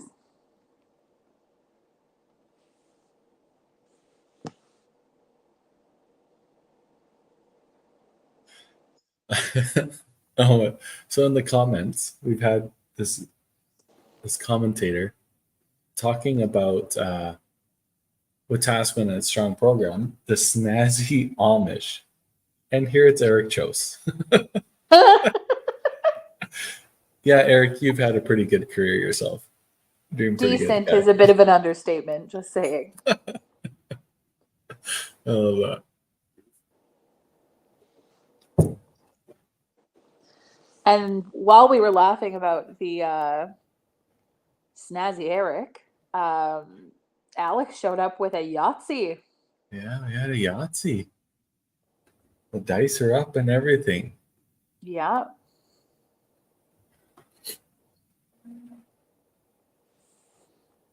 So yeah, Alex is helping carrying that team total, even though the team is still fairly strong, but they've had their ups and downs this game. But he's told the team, "I've got you." Yeah, it seems as though, again, like this, these tiny little changes, what were strikes last game are now a little bit more heavy on the head pin. But we're seeing a sub of Maud Rondeau in for Guillaume.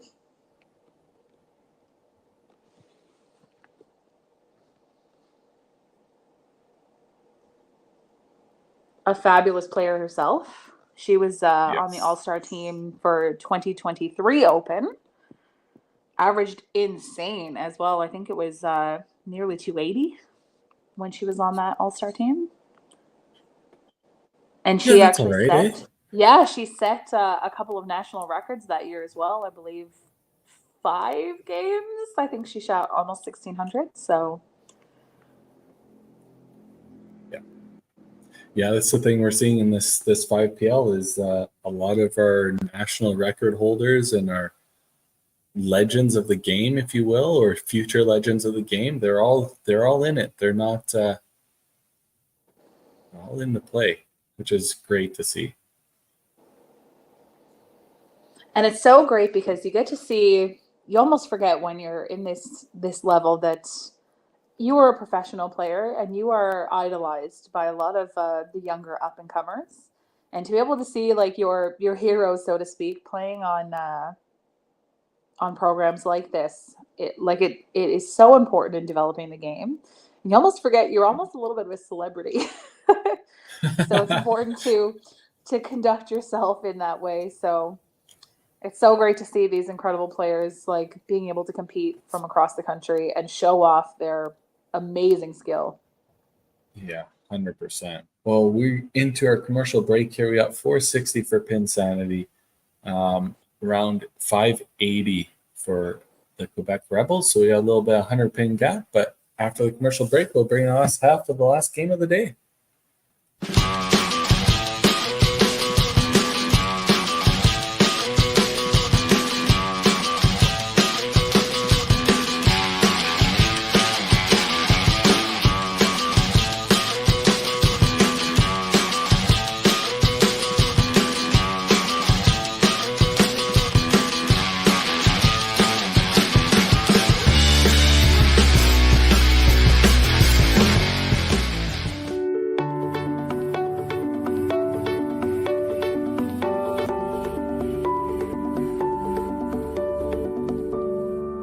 Cargill is proud to be supporting a truly Canadian sport like 5-pin bowling. We look forward to watching some great competition from many competitors and bowling centres across our country. With hundreds of locations across Canada, Cargill is committed to helping the Canadian farmer thrive. Whether it is selling commodities, getting agronomic advice, fertilizer needs, crop protection, and marketing expertise, Cargill is here to help. So please enjoy this bowling. Thank you.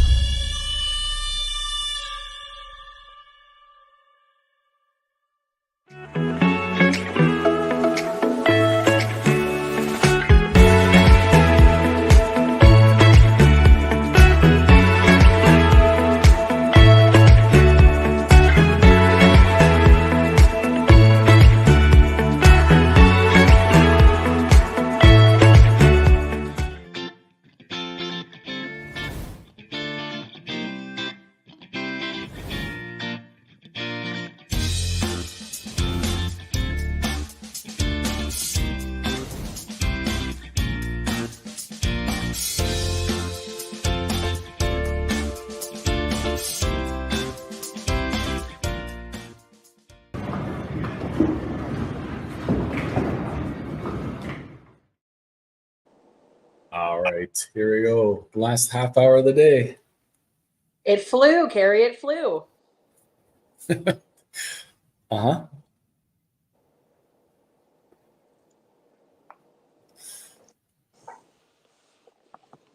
It's so exciting. I know we have a 2-week break after this because of Masters tournaments and the Autumn Open, but like to see standings and to see all this stuff in season 4 going to be coming out, and a 2-week break for anticipation for week number 2. Hope people are excited to watch it as well.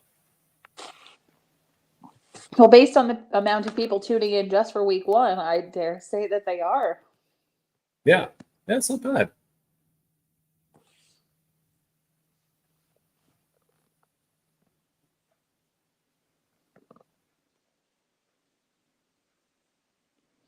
Pair of matching corner pins for our leadoff bowlers. Erica making short work of hers, converting that spare.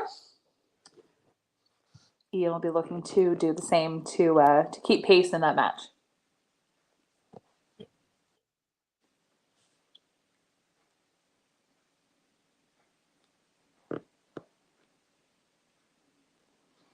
And he converts. Definitely important where Erica has that 25 pin lead. He didn't want to fall any further behind by missing that spare. So great job in that conversion. Yeah, exactly. Joel kind of got a little tap there. It was pretty good. He's got a turkey of corner pins. So let's see if he's able to convert this. Oh, and a fist pump again before the arrows. He knew right out of his hand that was good. And Trey got the big corner as well there. That was a My good shot. goodness, the corner pins, everybody.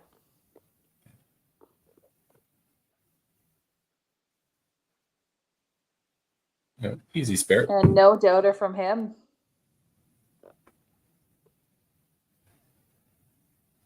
Oh, and Alex keeps it going after the break. Little 6-pack there. Little Bruniverse. I think they're all gone now. I know Tim had like some sitting in his fridge for a year or something like that, but I think all the Bruniverse are finally gone. I'll have to come back with something new for everybody. Alex has had such success in his very short career. Bowling's kind of in his blood, though. I mean, his mother is the legendary Natalie Perront. So it's not surprising that he is coming out firing and showing everyone what is in his veins. We also got to see a little bit of excitement from Maude. I know she gets pretty fired up when she throws those good shots.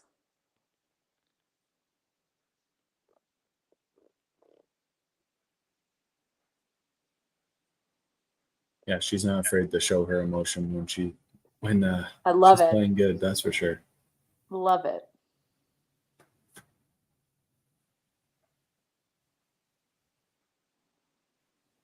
A little bit of an odd hit there for Fred. Yeah, Mr. John Walsh won for Scott there last ball. Ooh, sneaky. Didn't even see that. Yeah.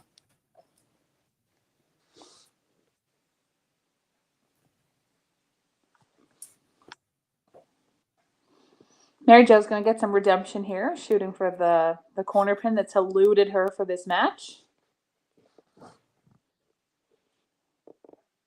The Rebels with a decent frame there for 4 marks.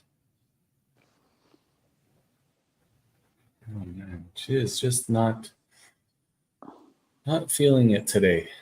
And it's so close. Like you can see that it's just slightly off. Yeah, The thing that's so beautiful and frustrating about this game is it's just these minor little adjustments. Like it's not like she's throwing balls everywhere. It's so close, but just not quite on target. 100%. Yeah. But that's the thing about this sport. You can have an off day, right? You feel good, just not getting the result. It's just like any other sport. You can have an off day, and unfortunately in this one you only get 12 matches. So if you have an off day, 2 of them are gone. Yep. The game giveth and the game taketh. So I'm not sure if the lane switch was the play for Pinsanity at the moment. Like, I know they're still close, like they're still in points and stuff like that, but the pinfall seems a little bit tougher on lane 5 for them. Yeah, like I know they were having some head pin trouble in the last match, but it was mainly just because they were hitting too flush on the head pin, whereas here they're throwing great shots, hitting the side of the head pin, getting those pocket hits, and they're just not carrying. I mean, in the entire match, we've seen 4 strikes from them. Yeah, and they've hit the side of the mill a ton. So, a ton. Yeah. It's a little bit different pinfall on this lane than the last time. And the commentator's curse is back. It's true. We got the 1, Carrie. We got the 1 point for us. Yeah, we're like 1 in 120, I think. But yeah, pretty much. Yeah.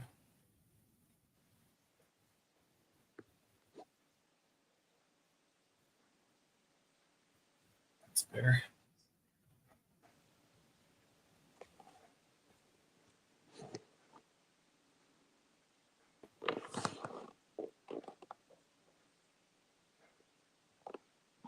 Yeah, Erica has just been super solid today, being able to put up tons of marks. And marks in a row, so she's getting great scores because of it. Ooh, that was a tight one from Joel. A tight one.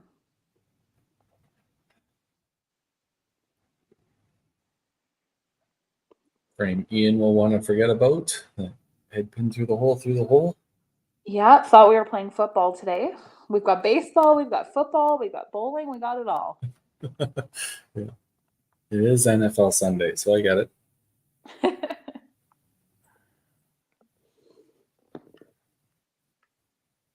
And Trey, lots of action. Just that corner pin didn't want to get dragged down. Yeah, we've seen that a ton from the Pinsanity this match. An unfortunate head pin puts an end to Alex's run. But I mean, 6 strikes from the gun. Can't be upset about that. Yeah, we don't want to see the 007 again. Pretty selfish of Alex, but yeah, rude. Not gonna lie.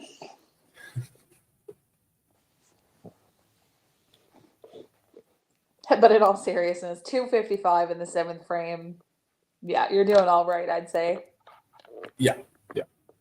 That's helping the team out in a very positive way. Ooh, and a matching head pin from Mode. Perhaps that 4th line is the curse. Because even when Guillaume was, when he was playing, it was a lot of head pin trouble as well.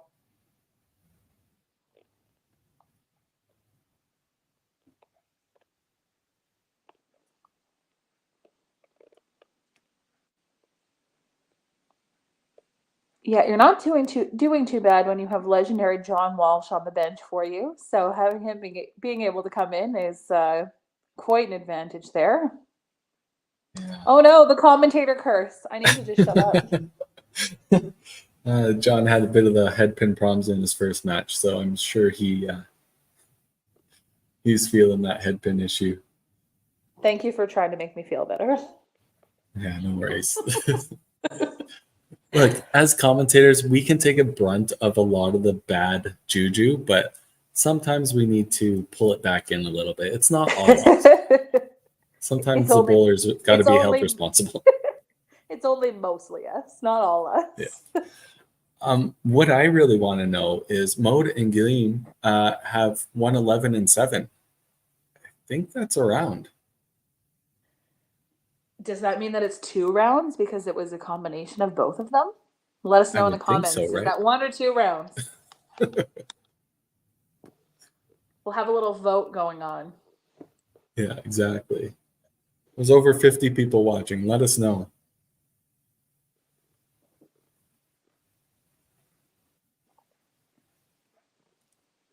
Still, that corner is still fighting Mary Jo. I feel like they just don't want to fall until she knocks it down. They're laughing at her. But again, Pins can be cruel. she's been throwing so well, and what were head pin issues of the last game, she's found the side, but it just doesn't seem to want to carry for her. And she nailed it. Look, the smile on her face. Ha, I finally got you.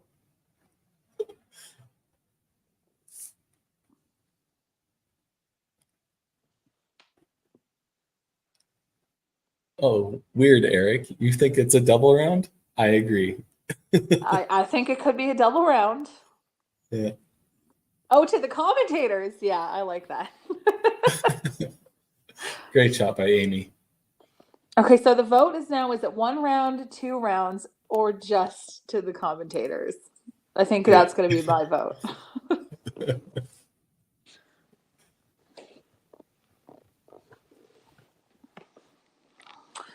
And that strike from Amy has definitely put her ahead in that match. Yep. Big shot from her. A lot of really close matches still in this game.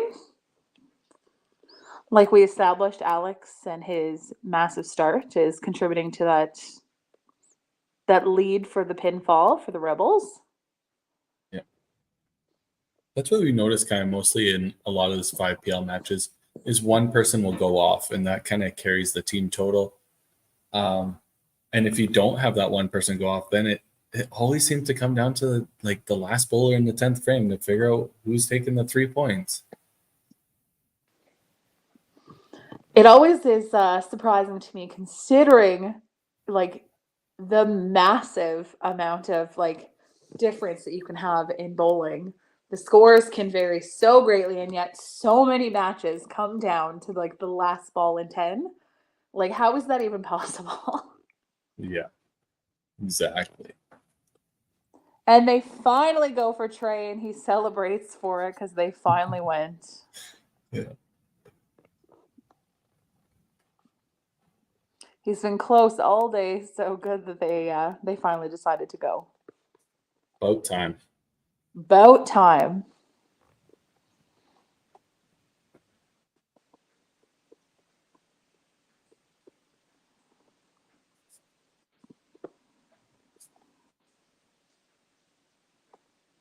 Whoa.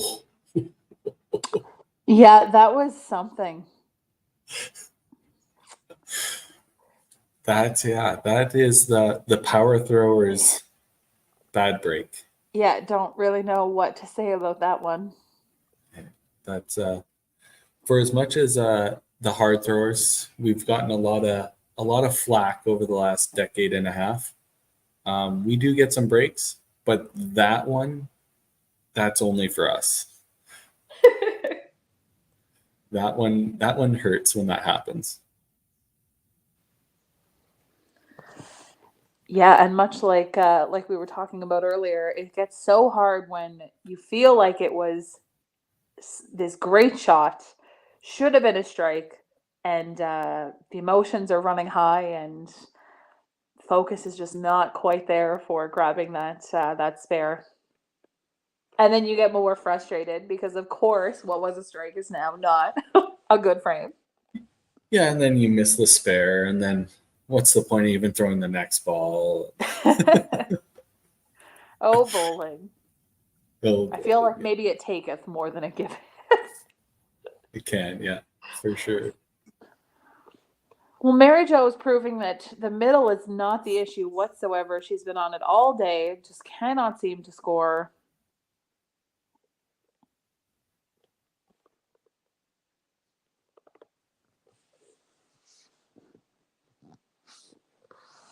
But she's still very much, not only is she in the match, she's ahead in her match. Yeah, she's battling the whole time, right? And like obviously so is Mode, right? There's no there's no give and take here. It's just who's going to outpin the other one because the strikes just aren't coming. But here is exactly where, it might sound silly. Of course, strikes win, but nobody can throw strikes all the time. So you have to have a lot of that middle stuff to get you through those tough times. And sometimes it's even harder when you were in a close match and you've been struggling.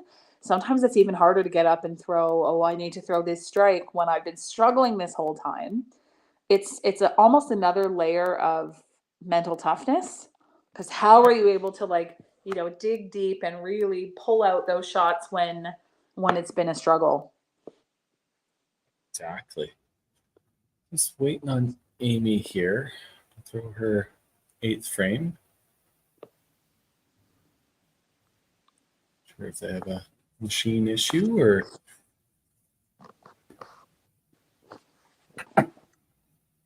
maybe she's MIA. Who knows? No, it looks like fair. it's a lane issue. Yeah. There we go. She was all ready. Looks good. Looks good. Yeah. Love it. Loved a little bit of emotion. Out of her hand, Yeah. you could see right where it was headed, and it looked good from the second she let that one go. Yeah. And again, puts her ahead in the match as well. Yeah, so right now we got a 6-2 split looking. Yeah, there's a lot of things that can change in this these last two frames. The top two lines are fairly ahead, but it's still not out of reach for the Pin Slayers to catch up. Or Pin sorry, Sanity. the Pin Sanity. As soon as it came out of my mouth, I was like, oh my God, there's so many pins.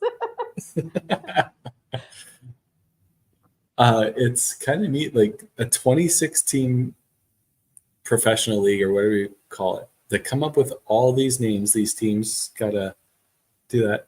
We still default, and I love obviously Pin Slayers. That's been a thing for as many leagues as I've ever bowled in. It still shows up in the professional league. Yeah, we're the Pin Slayers. That's a good name. I love it. I love it. Pin Sanity is new. I don't think I've ever seen that before. But back-to-back pins, Yeah. when we already get In the same- tongue-tied, that's a lot. In the same division. Back-to-back matches. Yeah.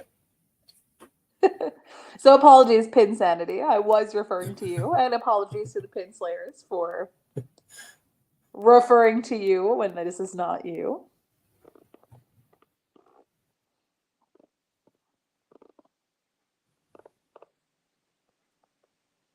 And that 9th frame kind of puts away that first match. And it very nearly puts away the second match as well in favor of the Rebels. All but mathematically. Yeah, so we're really kind of watching these bottom two matches now. Correct.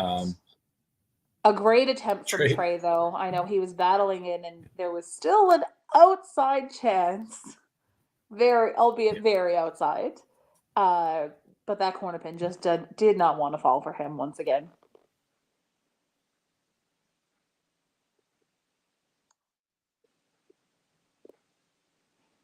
Oh, huge shot from Mode there. Again, battling out for every one of those points. Yeah, it puts pressure on Mary Jo. She has the 5-point lead, but it's a big strike. It is a huge strike, particularly the fact that it's in the 9th frame and leading into the very important 10th.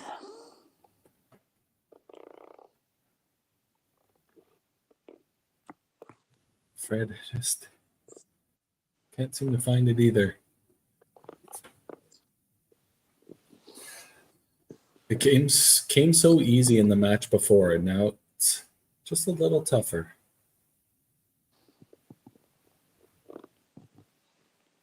Okay, good spare by John Walsh. All right, very important last two bowlers here. Mary Jo needs a strike to keep pace with Mode, and she would definitely Amy, like the strike because it'll keep her. It'll keep her right in it. Yeah, keep her ahead by that 5-pin gap. Correct. Yeah, Amy is definitely in control of that bottom line for sure. Yeah.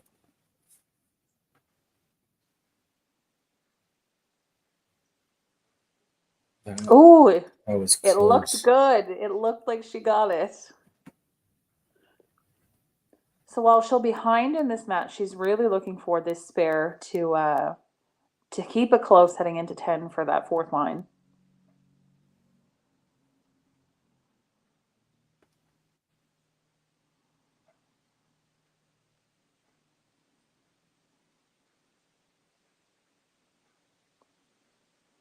Well, Easy good game, spare. easy game.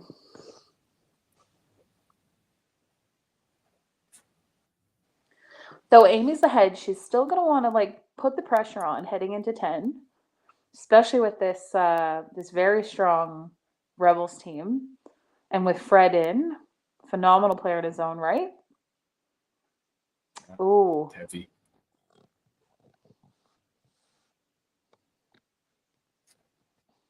But she's still in control. she's still in control for sure. This first count in on this head pin is going to be very important, though.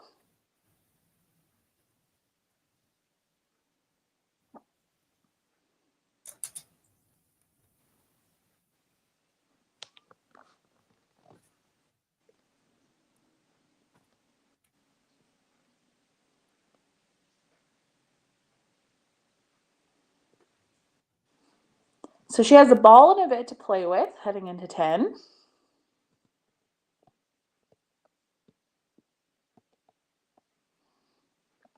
Going to force Fred to have to really bear down to steal that match.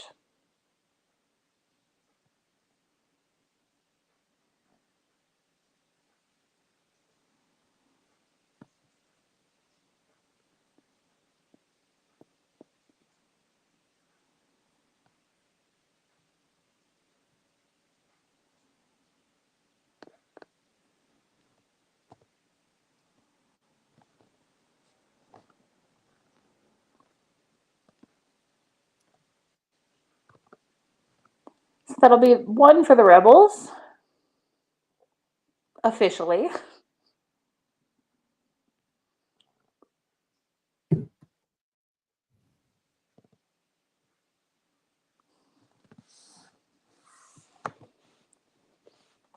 At this point where the match is gone, particularly in that second line there, Joel's going to want to be still trying to put up some big scores, big marks here to continue that momentum down the line, because he knows those bottom 2 matches are still up for grabs. Yep. Still wants to give a bit of energy to the team. Exactly.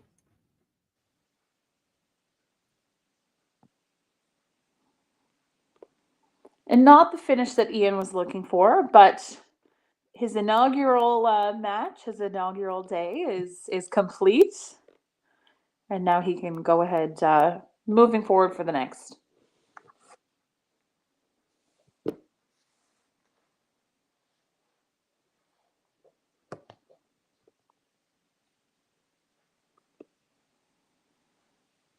Some bouncy pins, it looks like, over at Pri. Yep.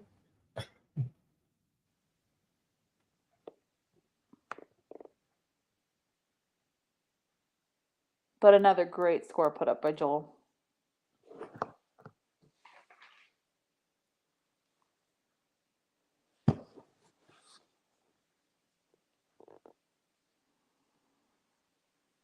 Not a bad day for Trey. I know his first game was solid. This game's solid as well. Definitely. And much like we were talking about, the score sometimes isn't indicative of how someone's throwing the ball. He threw the ball exceptionally well today. Just was not quite in his favor, but what a finish. Way to go out strong. Couldn't get a strike all day, but managed to put 3 together in the 10th. So great job to him.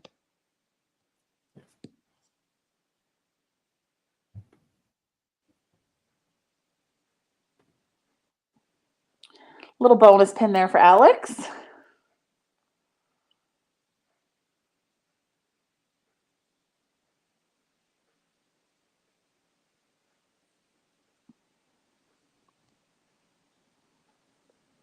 And a phenomenal game.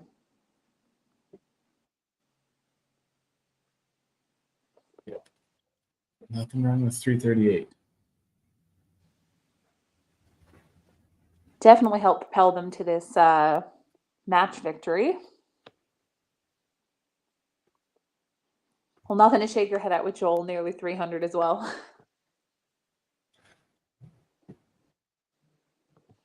Oh no. Oh, a big opening from Mode there. Yeah. Still spareable, right? Like that's not Still a game spareable. killer, but Oh. Looked like as she was in her approach, ready to throw, the lane reset, so not sure what that is. Oh, and a huge shot from Mary Jo. Couldn't buy a strike all day, but clutch in the 10th frame of this close match. big strike. A Now huge Mode one. has to spare this.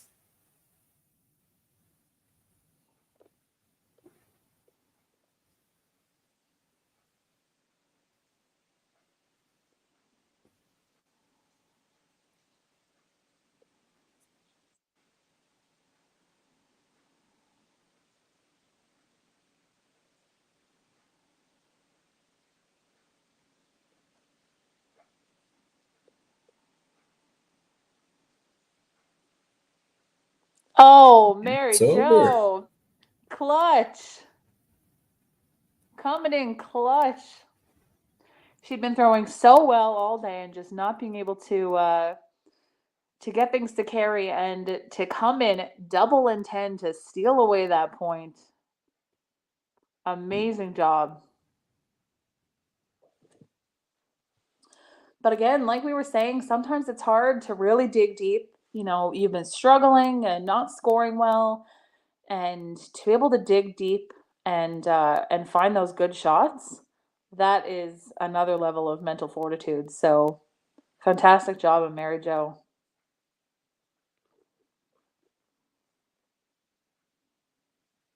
Why not? Why not? She saved them all for the 10th frame. But similar to Trey, like they had been throwing so well all day and just not being able to get anything to go. So to go out that strong, what a way to finish the day. Well, And a all big but opening seals. from Fred here, yeah. Oh, Oh, I guess I shouldn't have marked that yet.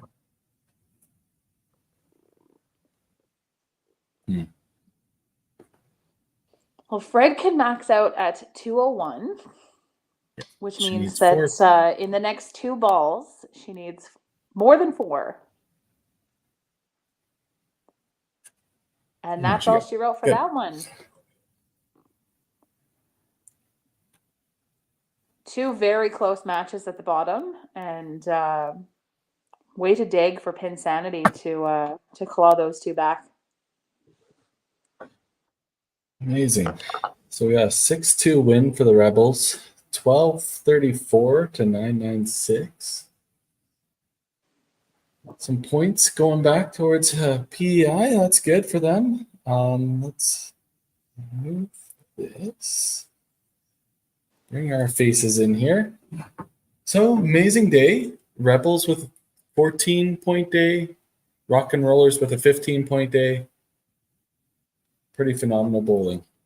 Some phenomenal bowling for sure. Yeah. We'll wait for our managers to get settled here, and then we'll bring them in for our closing remarks, and then we'll put a wrap on week 1 of season 4. Season 4 already. Yeah, flew by. All right, looks like we have Alan Clark in the background for Pin Sanity. How's it going, Alan? Hey, good yourself? Good. Last couple matches at the bottom there come down a little bit hairy. Mary Jo, Yeah, that took you out of nowhere. clutch. yeah. That I was guess she was watching Trey apparently. Yeah, for sure. Trey shot her to finish. Yeah. Yeah, what Yeah. a clutch finish there from her to come back and steal that point. So fantastic finish. Yeah, we're watching there. You guys hit the middle a ton. Just obviously the strikes were hard to come by. 10th frame, they showed up in a match that you needed it. So that's great. Pulled 2 points out of that match. Alex, Quebec, you guys come home with 14 points in week 1. That's What a pretty good. start. What Yeah, a start. pretty good start. Nothing to say about that. Even the Lumberjack had a good start this year, so Yeah, fair. good start overall for Quebec. Yeah. We do have a request, and the fans did agree that Maud and Guillaume had 1-11-7. So we're expecting some beers and drinks for the commentators on this match. Just saying. I don't mind. Fair. See, we whittled it down from 1-11-7 around for everybody to just around for the commentators. So, like, we're trying to be in your corner. I'll spread the word. Yeah, sounds good.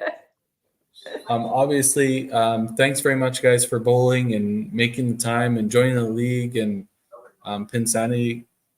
You guys I don't know if the lane switch was beneficial, but like you guys hit the middle a ton.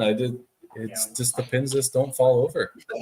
We just thought we'd change it up a bit. We were getting a little better pin action on 5 than 4, at least during a warm up, and then those corners just didn't want to fall. Did not want to fall. My all right. Well, great week 1 for everybody. And good luck for the rest of the season. And thank you very much again for joining us. Yep. Thanks. Thank you. Guys. Thanks to you guys. Thanks so much, everybody. Take care. All right. We'll let you guys go. Well, Megan, thanks for commentating with me. And just like that, 4 hours gone in a blink. Just flew by. No, it was fantastic. Thank you so much for having me. Really had a good time. And we'll see you in 2 weeks. I will see you physically in 2 weeks. Perfect. All right. See you at the Autumn Open and have a great rest of your day. You too. And thank you, everybody, All for right. tuning in. Yes. All right. Check you later. Bye. Take care. Bye-bye.